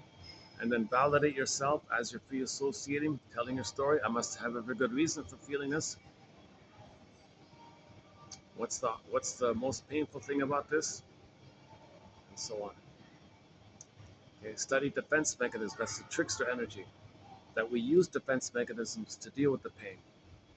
Okay, rationalizations are created to make us unaware of the pain. At the same time, the pain creates the rationalizations, and embedded in the rationalization is that we're not aware that the pain created it. So you got to study rationalizations, you got to study projection, you got to study the Faustian deal called identification with the aggressor, and so on. You got to study these defense mechanisms. It's the trickster spirit, the rabbit energy, and embedded in it, okay, you embrace the spirit of the duck. We all know that duck can walk on land, swim in water, fly in the air, so we can live in two worlds. So you got to make the unconscious conscious. Okay, so in the water, it's like a fish. You bring it up to consciousness, you might eat the fish. You reintegrate. Okay? In Rapunzel, when you pull up the rampions, the Rapunzels, Rapunzel is German for the radish or rampion. When you pull up the Rapunzel from the ground in the witch's garden, the unconscious garden, and you bring it up over the fence and you reclaim, make the unconscious conscious. When you wake up in the morning, you got a message from your unconscious to your conscious. You interpret the dream you remember. So dream interpretation, free association is in there. Okay, identify the constructs, freezing parent, frozen child. So in your present, you notice yourself. Wait a minute, am I being critical with my negative humor? Am I kind of against others like that? Meaning others are me and I'm shaming them because I'm the shaming mother? Or am I playing the frozen child one? I always feel no good. It's always my fault. Okay, hold the phone here. Those are It's bittersweet how we still try to please these shadow voices from long ago, back to the Twilight Zone. So identify the constructs. Get your parents a story. That's called honoring your parents. If you honor your parents by getting their true psychological story, you'll get the conclusion where you can call a spade a spade. If you're going to heal, you got to call a spade a spade. But to call a spade, you got to get your true psychological story of your parents. Yeah, that's called honoring them. So if you honor your parents, meaning that, you can then say, my mother didn't love me. Why didn't my mother love me? That's a tough one like that, right? My father didn't protect me and guide me. Why didn't my father protect me or guide me or teach me like that? Like, what's going on there? Why? Why did all this happen? But it happened. When you do that, you might get the firebird. At that point, maybe the firebird comes. If you can get to that kind of truth, the truth will upset you free. The truth will upset you free. You got to get the truth. You got to call a spade a spade. If you lie like that, Baba Yaga gobbles you up. Doesn't work. You go back. Okay, you got to include Masterson's axiom. When you self-activate, when you try to heal, it's going to bring up the freezing parent construct. Okay, self-activation triggers abandonment depression, which leads to defense. So this sources back to when the mother used the baby to take care of her. The mother said to the baby, "Baby, you're going to be yourself. With me, against me, baby." Baby freaks out. Mother says, "Okay, if you don't be autonomous and you don't be yourself and you mirror me and make me the center and make it all about me, I'll support you. If you have initiative, I abandon you. With me, against me, baby, make up your mind." Baby freaks out. "Of course, mother, I'll sacrifice myself to please you. That's what you want. You want the oneness. You don't want to feel alone. You made me to find you, so I'll serve you and be the mother that you needed." Okay, very good, baby. So later, when you want to self-activate, those old memories will come up. Say, "Back off, bully," because those voices are shadow voices from another time like that. Okay, and there are a few other kind of tasks, and each one of those tasks is like a 3-hour video, really, honestly speaking. But I just want to give you the table of contents. Okay, in most introductions, I give a little bit about the stingers and the clingers, Edmund Berger's theory about repetition compulsion. I didn't really cover any of that material this time. I'm too distracted with the tech issue here. It's funny, last time I was here, it was so busy I couldn't. It's funny about this place. Huh? Sometimes it's quiet like now. Sometimes I can't sit anywhere.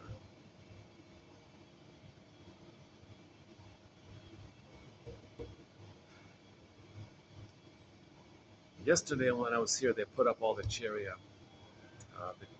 cherry trees. Take a break.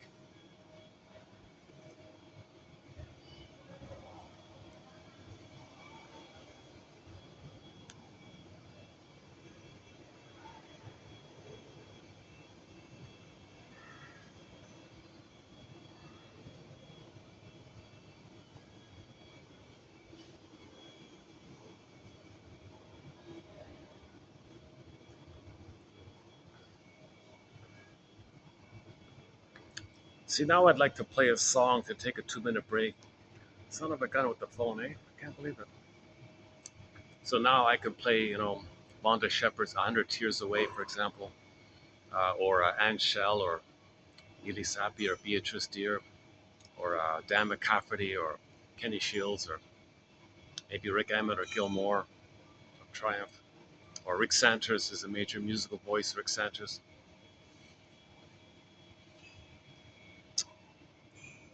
Okay, where are we here?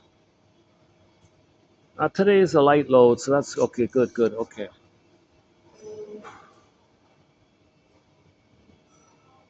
Yeah, today's 33, right? Okay.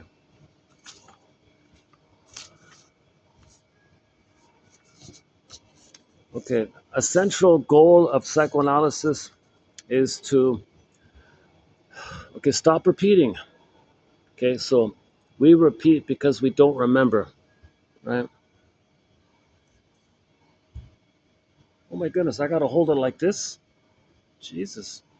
So if I do it like this, you don't get it, right? I gotta, oh, Jesus Christ. This phone is very awkward to use. Oh my God. Okay. A central goal of psychoanalysis. Okay, if we can remember, we stop repeating. We don't remember, so we repeat. But when we repeat, recreate in the present some version of the past to know the past, then we can remember, we stop repeating. But if we don't remember, we keep repeating until we do. To intervene upon the repetition compulsion by which this person hopelessly attempts to ascertain himself against insufficiency. So you lost your soul, that's why you're repeating. You're repeating to get back your soul, basically.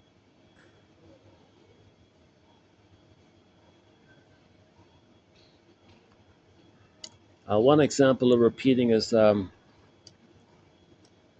one child.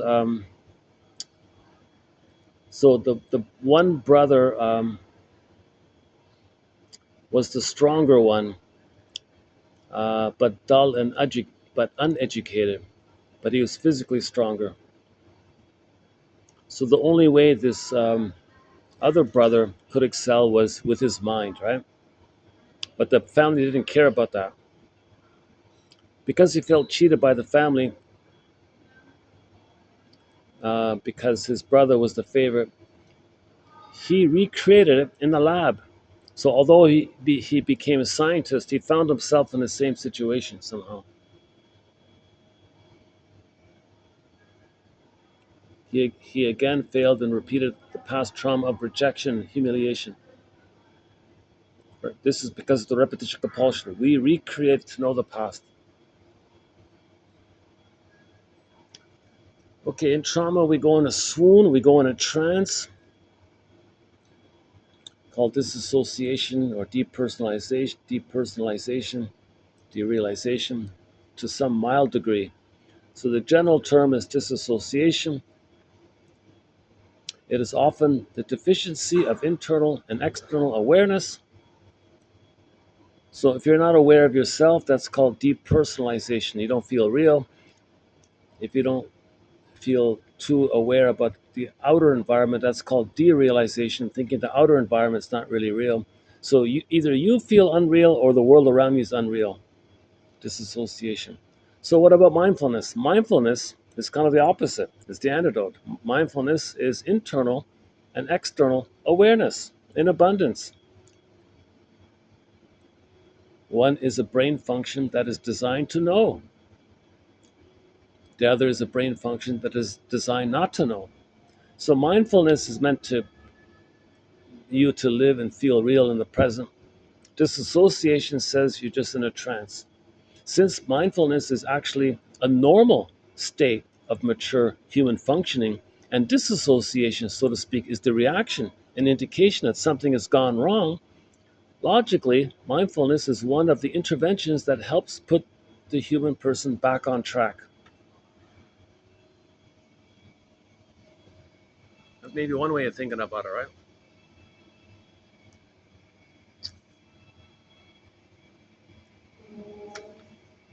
So it's a kind of a training that you can be present.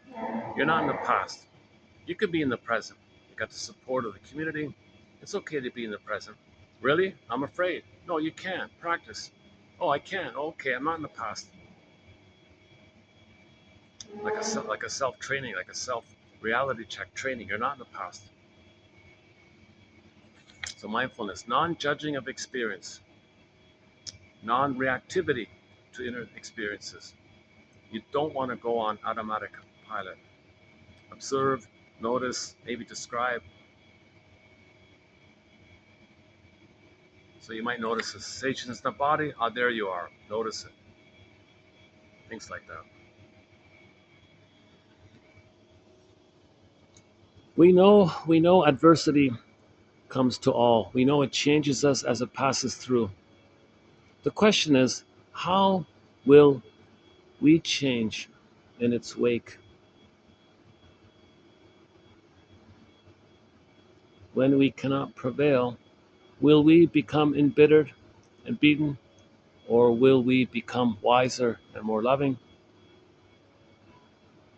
That's the so everything's an opportunity for learning. Stay open-minded. What's the lesson? What's the lesson here? What's the learning? Something to learn here. Judging or learning, focus on the learning. The wolf you feed. Humor must approximate an interpretation, in particular a transference interpretation, and as such must always be offered prudently. The misuse of humorous remarks as counter-transference enactments. Okay, yeah. So if the under the guise of anger, if the shrink responds with a joke, but it's a veiled, bitter attack, he's using humor as a cloak for his because he's angry at his mother, sees the client as his mother and attacks his mother, or sees the client as him, he's the mother, and attacks himself. That's called countertransference. Therapy fails when it's like that.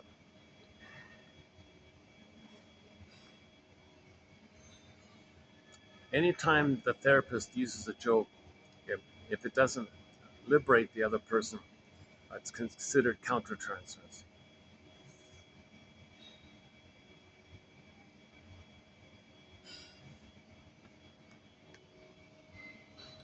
So he said, avoid bitter banter. Yeah, he avoid bitter banter. One crucial ingredient is a faith in people, a belief that people can change and become more alive, more high functioning, more real. Healing does happen. Healing does happen, right? Joy and sadness came back to the console. Joy was at the console. Joy was lost. Joy came back. Rapunzel came back. Snow White came back. The maiden king came back. Odysseus got home. We can get back our feelings. Some persons cannot absorb or utilize what is offered. Many individuals are afraid to look at themselves in a serious or deep way. Okay, that's very common with narcissism and distinctive personality patterns. They just want others to admire them, make it all about them, so they'll resist honest feedback. A healing process is started by empathic listening to the being or soul of the troubled person. So, in the beginning, don't give them interpretations. Just think about where they're at. Where is the client vulnerable? Why are the wounds still so tender. Man is the animal that holds up a mirror to himself. If he does this in an entirely honest way, it is a great achievement. To just run, to be driven without elaborating an image, without showing oneself what one is all an avoidance of healing, manic defense. I have called the major I have called the major crisis of adolescence the identity crisis. It occurs in that period of the life cycle when each youth must forge for himself some central perspective and direction, some working unity out of the effective remnants of his childhood and the hopes of his anticipated adulthood.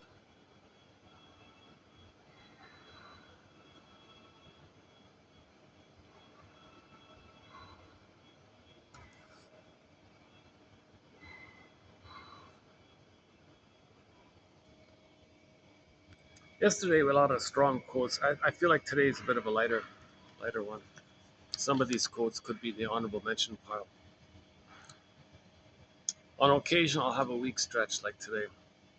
So let's see what's coming up. 34. The next one.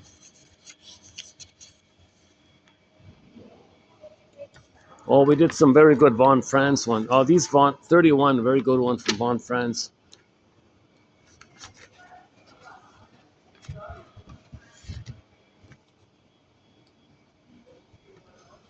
These ones are coming.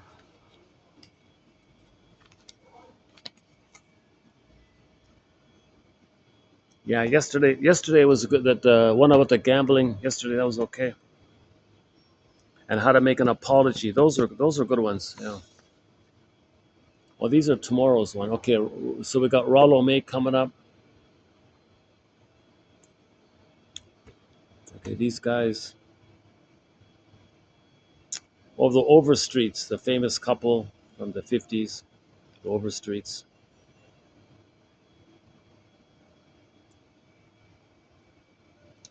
Okay, a couple of miscellaneous ones. Oh, Fritz Kunkel. Oh, this guy. Okay. Oh, so we got a few from Fritz Kunkel, John A. Sanford's mentor.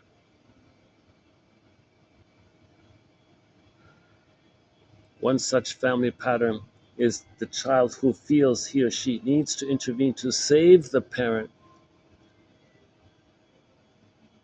So that's we got to change this.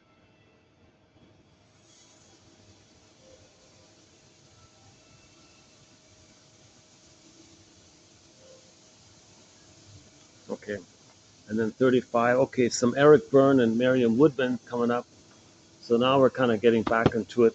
35 and 36. Janoff. Yeah, okay. So we're coming up with some good ones. Janoff's coming back. Okay, Janoff, Rollo May. Lao Tzu, one from Lao Tzu. Okay, the TV show Outer Limits. Solani, that's a good one from Solani, yeah. Okay, things are gonna pick up with the quotes. Yeah, more Solani. These two, okay. That's really nice. And then we get into the then we get into the one by Anne Teachwood. I sent emails. Does anybody have a secondhand copy I could buy? Is there any way I can find a copy of Anne Teachwood's follow-up book? So she wrote uh, an update just before she passed away. She completed an update to the first book. Um, it was a limited print, sold out, no secondhand copies anywhere. I'm emailing around. Does anybody have a secondhand copy? I got a feeling it's a real gem. So I don't know what's going on with that book.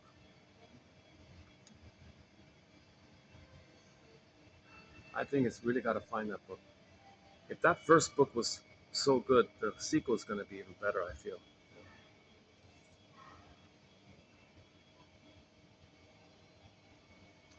And in the video, she talks about her book in the video. That's I mentioned before. She said an interesting thing. The firstborn, the role model will be the opposite one, right? And then the second one, it'll flip. It'll be the other one because genetics, they have it in pairs like that. Right? We don't know about the third, but whatever the third is, the fourth will be the flip of the third. So she said if a couple has 4 kids, it might be like 2 like one parent, 2 like the other, or something like that. Or 3, if there's 6, it might be 3 and 3. Because genetics, they pair it up like that or something. She has the theory that personality might even be involved in this flipping thing.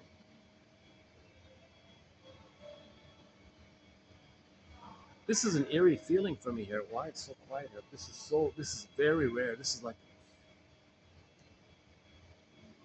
I haven't seen it like this in like in 1 year, like nice and quiet like this. Wow. Let me go back to the, maybe I can, let me make myself more comfortable here. Hold on a second.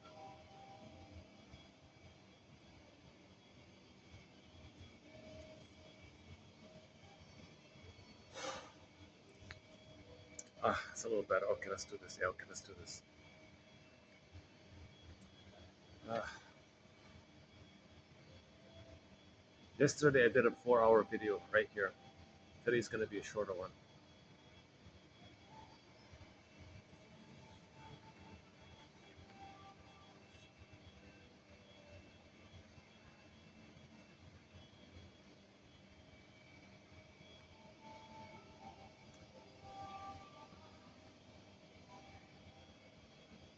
Okay, so in conclusion,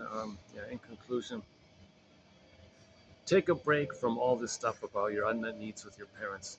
Just put that aside for the time being, and think about how your parents were people, and how they related as adults. Like think about your father as a person, like a fellow, like a guy, like a person, ordinary guy, person in his 20s, whatever. And your mother is like a gal, a woman in her 20s. Think of them as like people, and how did they get along as a couple? Okay, you imprinted that mess. Okay, you imprinted that dysfunction, um, and then you recreate it. That's the theory. You just keep, oh, let's see, yeah. And then you recreate it. So you pick one and choose how they chose. So if the firstborn is a boy, okay, he'll choose like how his father chose. Oh no, sorry, pardon me. I got it the other way around. If the firstborn is a boy, he'll role model like the mother and chose how she chose. So the guy grows up and has a wife who has the same personality like his father. So she married his dad like that. If it's the woman, the other way around. If the firstborn is a woman, then she role models after the father. And when she grows up, she chooses a man with the same personality as her mother. So she married her mother. So the firstborn marries the opposite parent. Put it that way, right? The daughter marries. Oh no, sorry. Oh no, you can't say it like that. The first child, if she's a daughter, she marries her mother. The firstborn, if it's a son, they marry their father.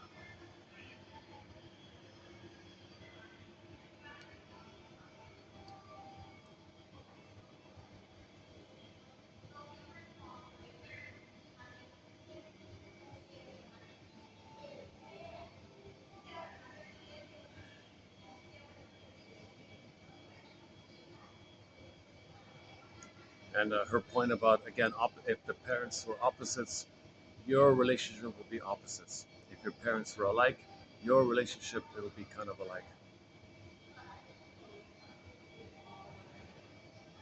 So the 3 chair exercise: set a new precedent in your mind, in your memories, even though it's fantasies. But you did think about how you wished your parent act, and you acted it out in the drama therapy. So it's called drama therapy, theater therapy, drama therapy. So you act like a healthy father, the father you didn't have. be that positive father and act like that. And same with the mother. You gotta do both. You gotta play a healthy. You gotta play your missing healthy mother, and you gotta play your missing healthy father. And using the two chairs bouncing back and forth, you gotta have a dialogue, a healthy dialogue between those two healthy versions of your parents, and you're doing it all. So that's like a self kind of thing. You might have a friend coaching you or something like that, but you can do it on your own. It seems. This is one thing you can do on your own. Yeah, I don't.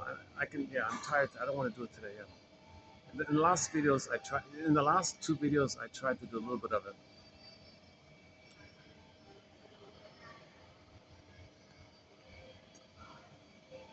I gotta get used to this new way of holding this phone. It's a little awkward like this. Jesus. You know what's another strange thing about this video? When I play it back, everything's flipped. And normally, when I play the video back, it's what I see, right?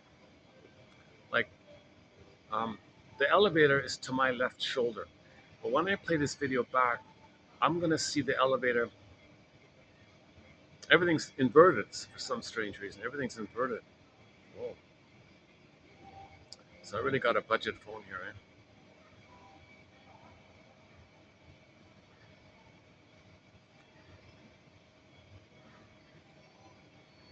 I felt a little twinge of excitement yesterday with my new phone, right? So I felt a little excited. Now the honeymoon's over. Oh,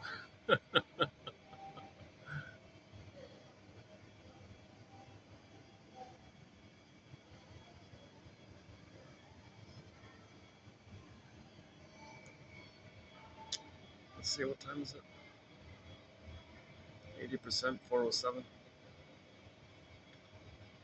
Okay, battery's holding. The storage is the problem. I've got enough battery on this new phone, but I've got a limit of 4 hours. I don't know why. It's the same like the old phone.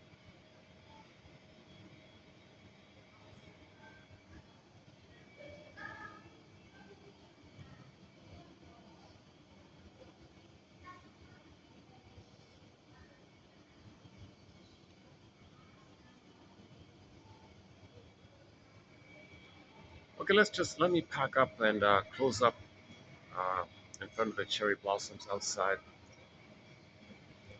Yeah, let's do that.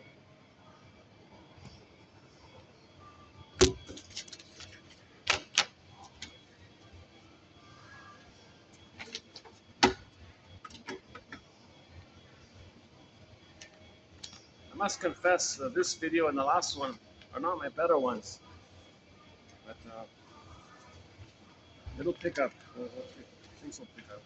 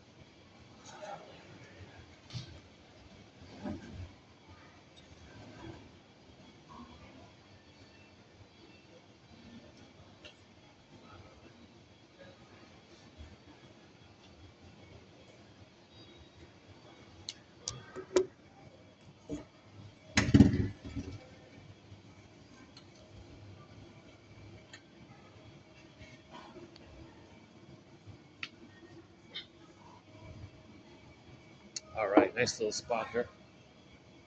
Great little spot right here. Yeah.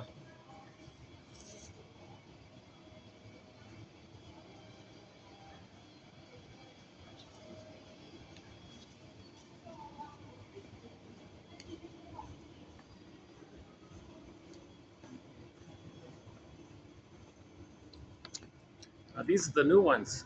There's people always here. These are the new chairs they put there. Look at that. Look at that. Lighting's okay. Not too great, right?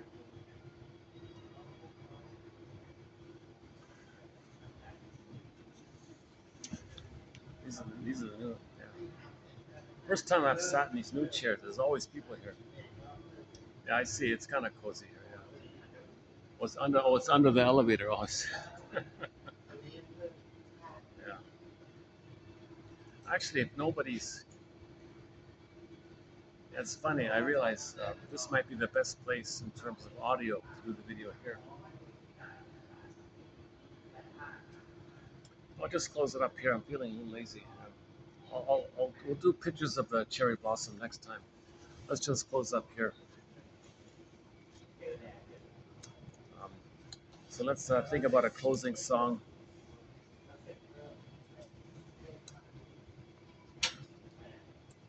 Okay, let's an upbeat song. Oma Wumi's song "When the Boss Is Coming." It's a very upbeat song. It's one of these modern techno thumping discotheque kind of things. It's the only one we have like that on our soundtrack. I can't make out fully what the lyrics are. It's just there for fun. It's called "When the Boss Is Coming" by the Nigerian pop diva called Oma Wumi. OMAWU, M as in Mary I, written together as one word. It's hard to find on YouTube. It doesn't show up easily. You got to type in exactly Oma Wumi as one word, not two, one word, and then when the boss is coming, you'll see it should show up. It's off her album entitled "Lasso of Truth." She's a fan of Wonder Woman, and these quotes that we're posting, they're a bit of a lasso of truth. Try to bring up the truth. These quotes, Jeanette Paris calls these kind of quotes a lantern giving a vision, night vision, to pull up the rampions, make the unconscious conscious. Building a catcher's mitt so you can catch the ball. Psychoanalysis looks for an egg in a basket that's missing to weave the basket. So let's close up with Oma Wumi's song, When the Boss is Coming. Um, just a fun, upbeat song. Jesus, too bad I wasn't more energized. I could go for another 2 hours, eh? My goodness. What happened today? What happened today? What's wrong? Why is my mood not too? Why don't I feel too energized today? What happened today?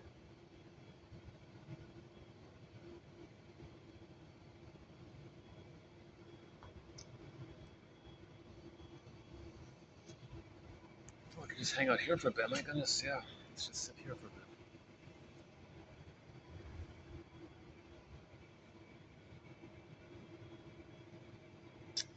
Oh, somebody beside me. All right. Okay. For the love of narrative medicine, I'll see you in the next video. Um, yeah, that's another highly recommended book. It's called "Why We Pick the Mates We Do" by Anne Teachworth. So that's a psychoanalytically minded self-help book for sure. The one before we did was "Unloved Again" by Elan Golem. Unloved Again.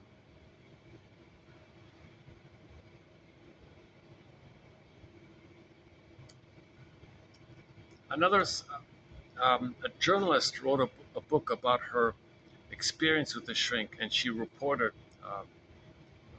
in her book that experience called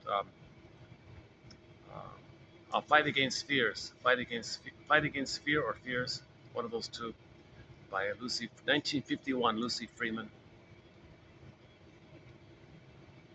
The Janoff material is very important. Arthur Janoff, 2745 to 70. We did a 26 video special run. It's kind of like a self-contained psychology lesson. It's really good. So 300 quotes by Arthur Janoff. It's funny because he's famous for the first book, but that's the one he rejected, and he wrote 16 books following it that everybody ignored. But we have the best quotes from those 16 follow-up books, as best as I could find. See, some of those books, I still to this point I can't get.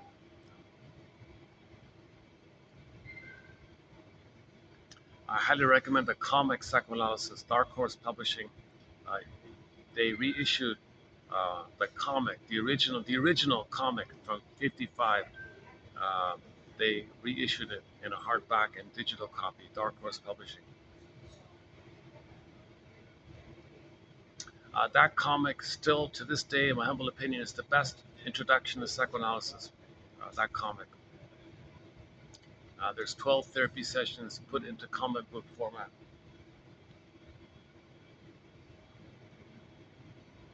Masterson's book is excellent. It's called The Search for the Real Self. Karen Horney's book, Our Inner Conflicts.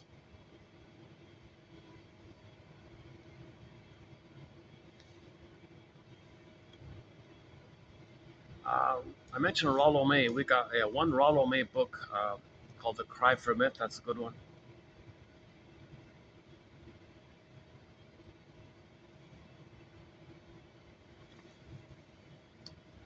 Our collection includes a lot of the best quotes from analytic authors like James Gradstein, Thomas Ogden, okay, uh, Althea Horner, Dorothea MacArthur. Is that right? Uh, Authors who write clearly. The Guntrip guy, he's okay.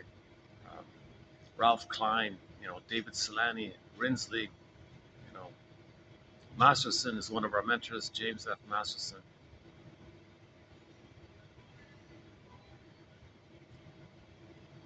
So once again, Route 66, go to 25.99. You'll get 11 quotes from Route 66. I mentioned the Harry's Law Show. There's a line in there from the Harry's Law Show. The one guy had a midlife moment. He's the scriptwriter gave the actor the line. I wonder what's worse: to realize you're no longer who you are, or that you still are what you've always been.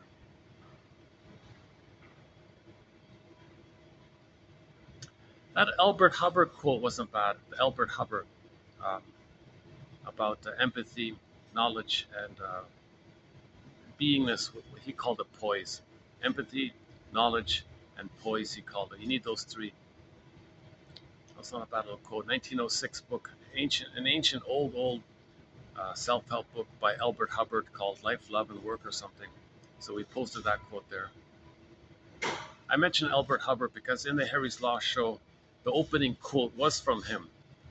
So the lady Harriet lost her job, and she lamented by saying, um, "Hmm, I heard some obnoxious person say that every knock is a boost."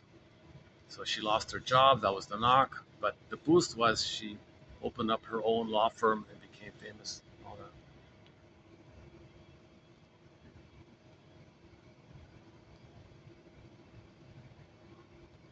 From the Drop Dead Diva show, there's a line in there. Uh, the law is the wisdom of the ages wrapped in the opinion of the moment. It's not a bad one. Judge for the Defense. A lot of great quotes from the Judge for the Defense show, starring Carl Betts. Very good show. And we got like a sprinkling of quotes from a variety of shows: Barney Miller, WKRP in Cincinnati, Happy Days, The Many Loves of Dobie Gillis, Rhoda. There's one from Rhoda, I think, and so on. The Twilight Zone. A lot of great quotes now. We're posting currently from the Twilight Zone. Oh my God, a lot of great quotes. Jeez, that's a good show.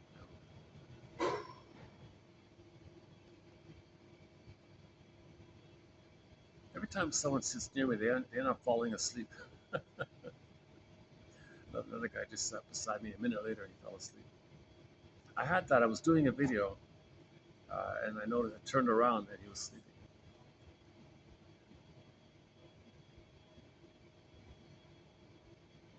So my disclaimer, once again, I have not been analyzed. I cannot do what Lucy Freeman did.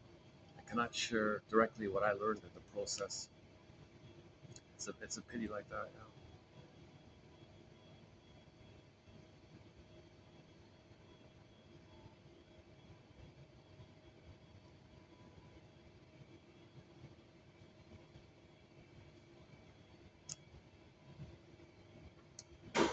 What else? Any other final thoughts here?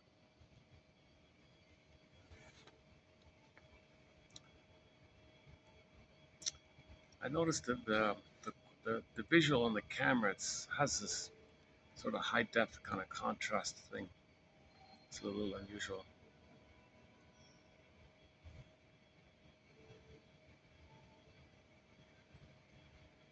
I'm really tempted just to go back to the old phone and keep it within 2 hours. That's okay. Like this is only 2 hours, right?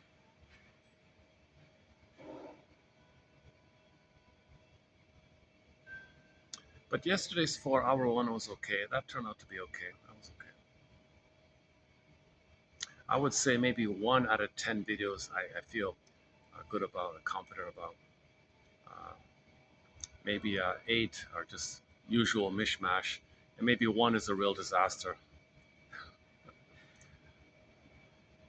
Today is sort of, yeah, today might be in that disaster one. I feel like I wasn't really in top form today. And I was so lazy today. I didn't even do the repetition compulsion, but the record, the 45 record we carry around. Every neurotic is a music enthusiast, but he only has one record, 45. He carries it with him everywhere he goes. Every time he sees a turntable with never ending fiery ardor, says Edmund Berger, that's his metaphor, we, like a compulsion, we spin that record. So that record's only one song, The Cry for Love. We cry for love, mother said no. The situation, play that record. So you in the present you cast people into roles. If it's more benign, you cast others into the no mother and you create the disappointment. If it's more perverse, you cast others as you play the shaming mother and you reject them the way your mother rejected you because that's the only one record. And then flip flop, hocus pocus, at the same time, on another level, the one you just shamed who played you think is your mother hurting you, and you hate the one you just hurt. It's more perverse like that. That's the Faustian deal. Stingers and the clingers. Identification with the aggressor. So if the trauma is before 18 months, they tend to identify with the aggressor. That's the Faustian deal, the Faustian pact, the Faustian bargain. So when they play the record, okay, they need somebody to shame so they don't know they're shaming themselves. They need somebody to hate so they don't know they're hating themselves. So that's the Faustian deal. They become,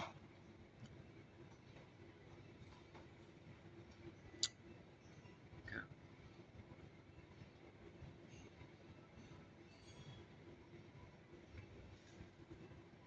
So the baby is desperate. So to have a connection, he decides to be the shaming mother who shames himself. He feels some kind of agency, some perverse pleasure to shame himself instead of just being the passive victim of being shamed by the mother. He'll shame himself. Some kind of neurotic pride like that. Huge cost. He's got to shame himself to have that power of the mother. Lives forever because there's no time in that brain. Okay, repetition compulsion, new situation, plays that record. He plays the shaming mother who shames himself. So he's got to find a proxy to play him. And the proxy being him, he replays the thing. The proxy's him. He's the mother. Mother shamed him. He's the mother. The proxy's him. He shames the proxy who's him. Then flip flop. The one he just shamed is the mother hurting him. He's angry at the one he just shamed. Okay. Traumatized, very traumatized men hate whom they hurt. So that's the perverse stuff. The more benign one is trauma post 18 months, where they play themselves and just expect others to reject them.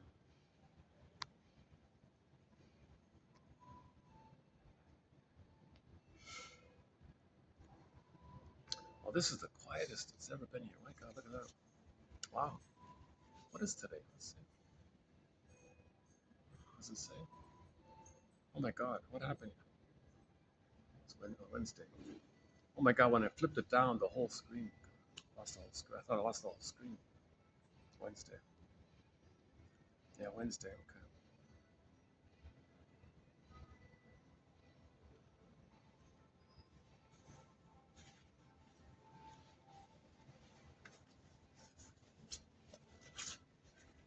Okay, this is Edmund Berger's metaphor about the record. Right? So neurosis is the petrification of an inner conflict that's repressed.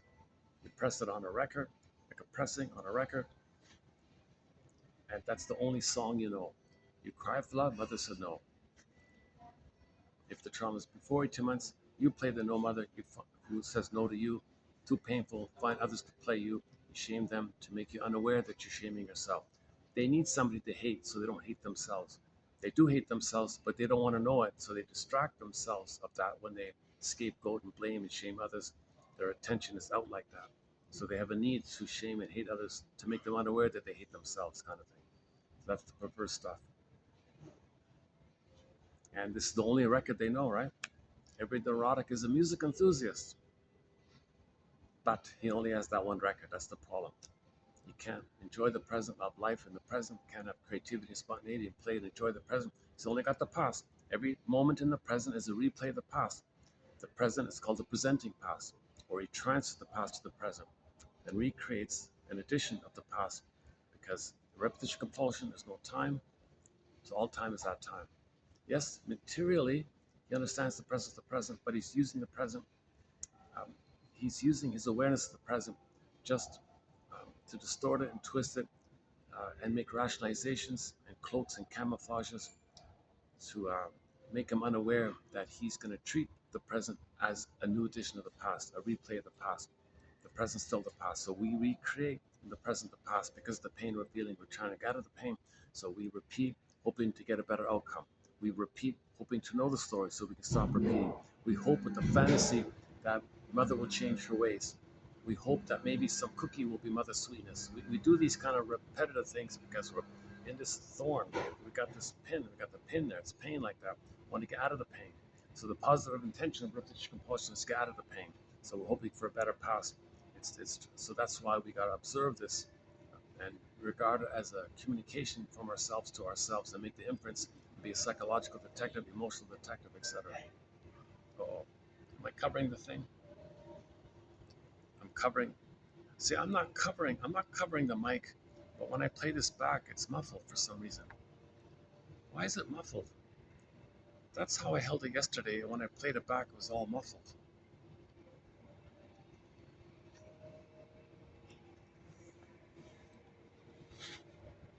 That's why I bought it. It was just a minimal fee, so if it's like this, it's not a big loss for me.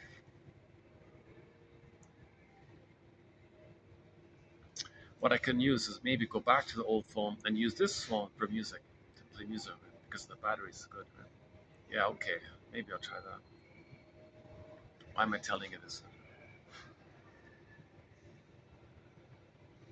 2840 for a discussion on Inside Out 2, the film of the year for 2024, Inside Out 2.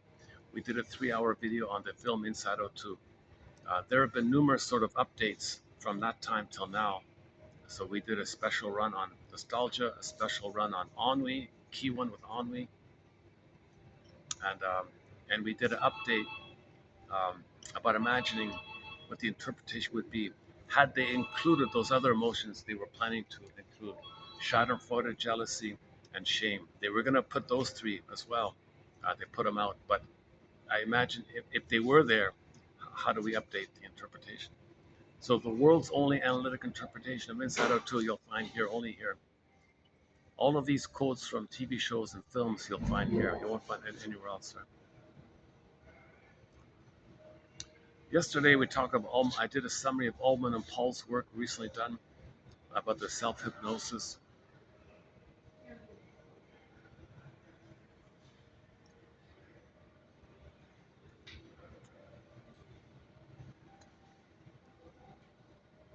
The lighting's okay, right? Even if I do it here. This is I notice every time I pass by, there's always people here. This is a popular kind of cozy spot here. Yeah.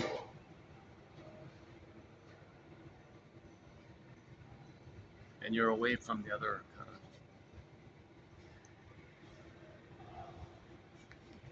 It's a great little. Thank God this is on the SkyTrain. I just take the SkyTrain across. It's just a short walk from the SkyTrain.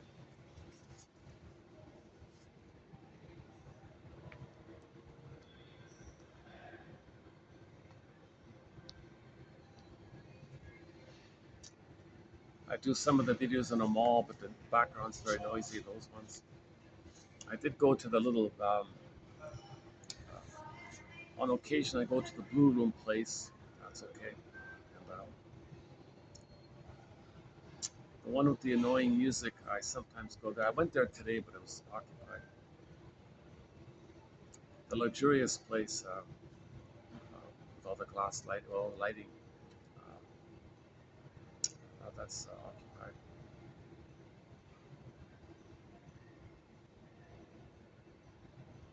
I remember 2 years ago having I found an unused meeting room they let me use for a while. I brought in the good speaker, like the real speaker, and blasted all the songs. That was fun, yeah. And I could get into a flow without many interruptions. And I didn't worry about maybe bothering anybody or something. Here I'm kind of careful a little bit.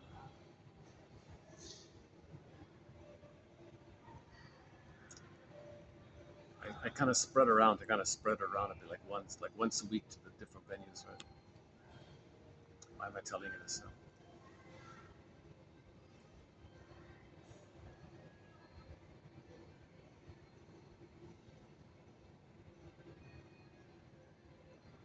So Margaret Muller, her theory about the positions is very important. The paranoid schizoid position versus the depressive position. So you wanna. Oh, and one quote coming up in the next.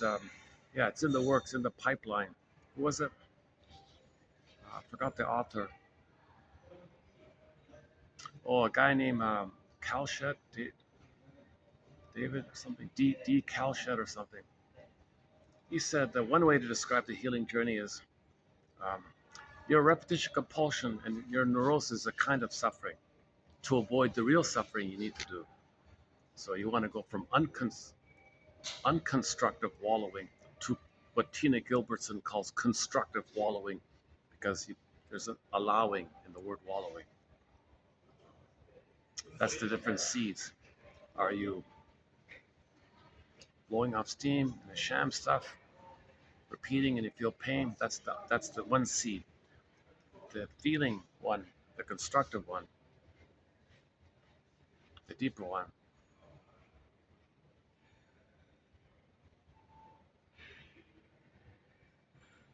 So in other words, when you feel, you're healthy, everything's okay. If you don't feel, that's pain, that's blowing off steam, that's not healthy.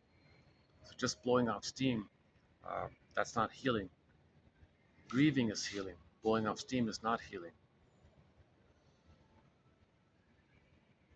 So we got to get out of this adversarial thinking, oppositional thinking, either or thinking. Got to get it to a both and way of thinking, a three-dimensional way of thinking, a vertical way of thinking, says Robert Bly. A broader one, yeah, a broader perspective.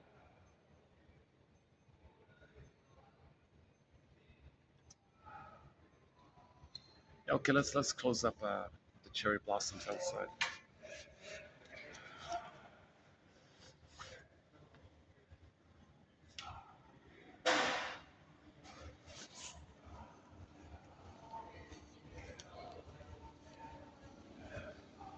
Thank you. Thank you.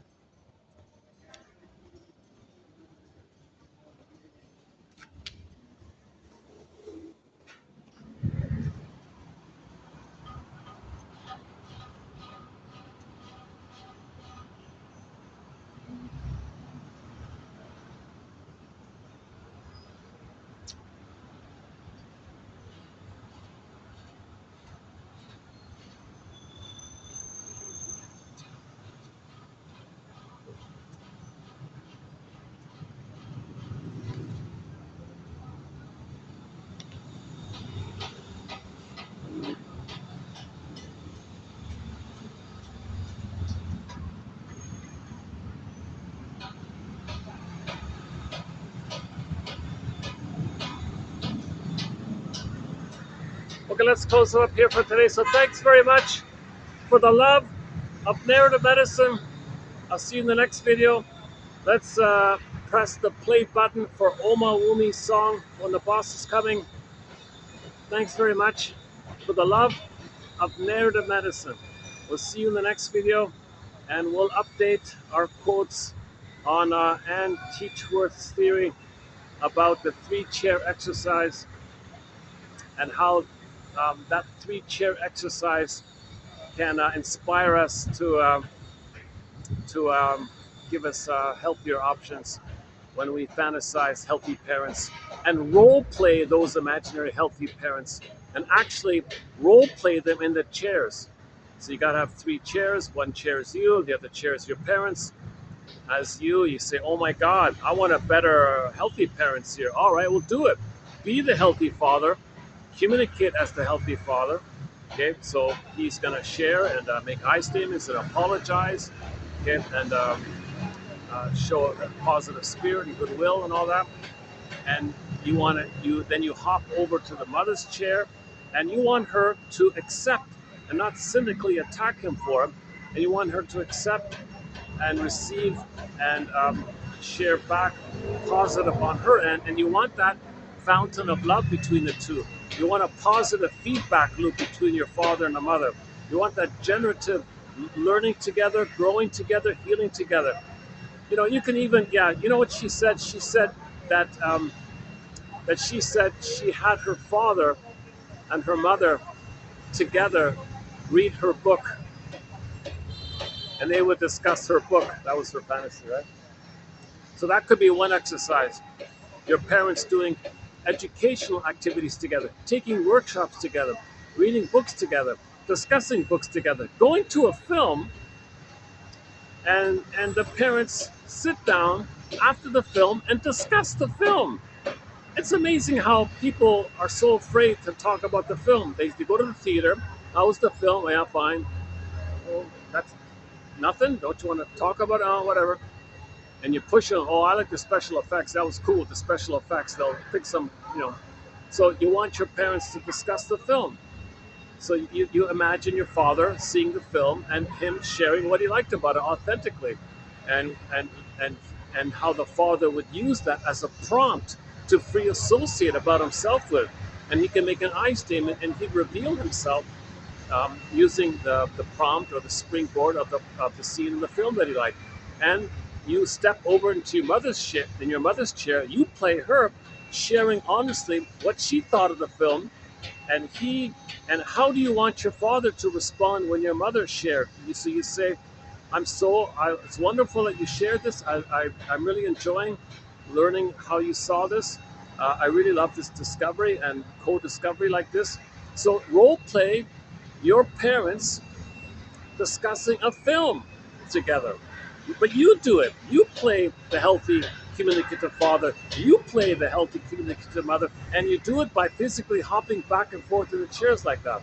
You can do it with planning an activity. You can do it with maybe the two of them doing a book club thing. The two of them reading a book together. He reads a paragraph, she reads a paragraph. And then they pause and discuss it a bit maybe. Do some healthy activities, fun, healthy activities, fountain of love. Um,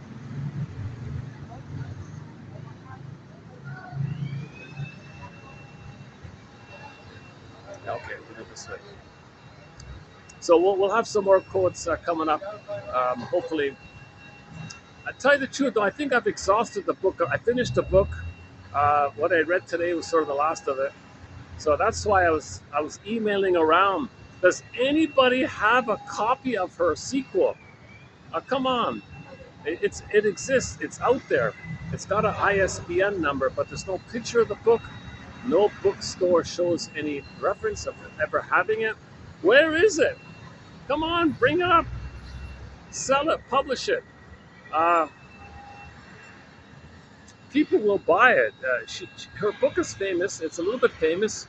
It's in it. I mean, the original one. It's in its sixth printing already. It's in its sixth printing. It's one of the best couples books out there, I think. She's very modest. She didn't really promote it much. She didn't do many interviews. She's very kind of. She was busy, you know. She had six. She had six children and all this.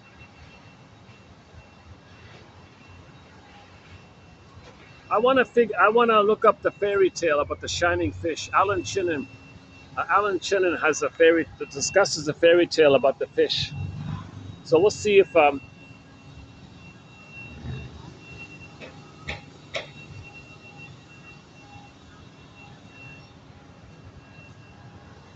me update the thing about the fish. It could be a symbol of your beingness, and everyone's better off. When Riley gets back her beingness, everyone calms down. That beingness quality sometimes symbolizes a shining fish. So I think I'm wondering if maybe that's the fish motif. That's what it's about. Your beingness, your shining, radiant beingness like that.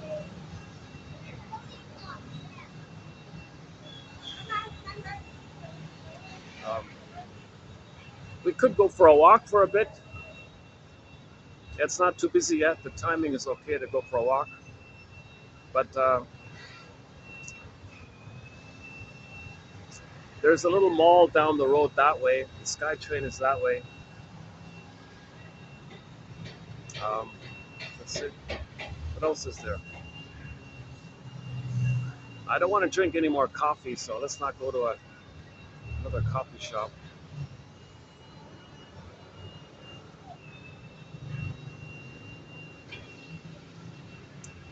Let's wrap it up here. Here's a nice lantern. Oh, here's a nice one. Yeah, here's a nice one. Okay, let's close it up here with this nice lantern here. For the love of narrative medicine, thank you very much. We'll see you in the next video. For the love of narrative medicine, thank you very much.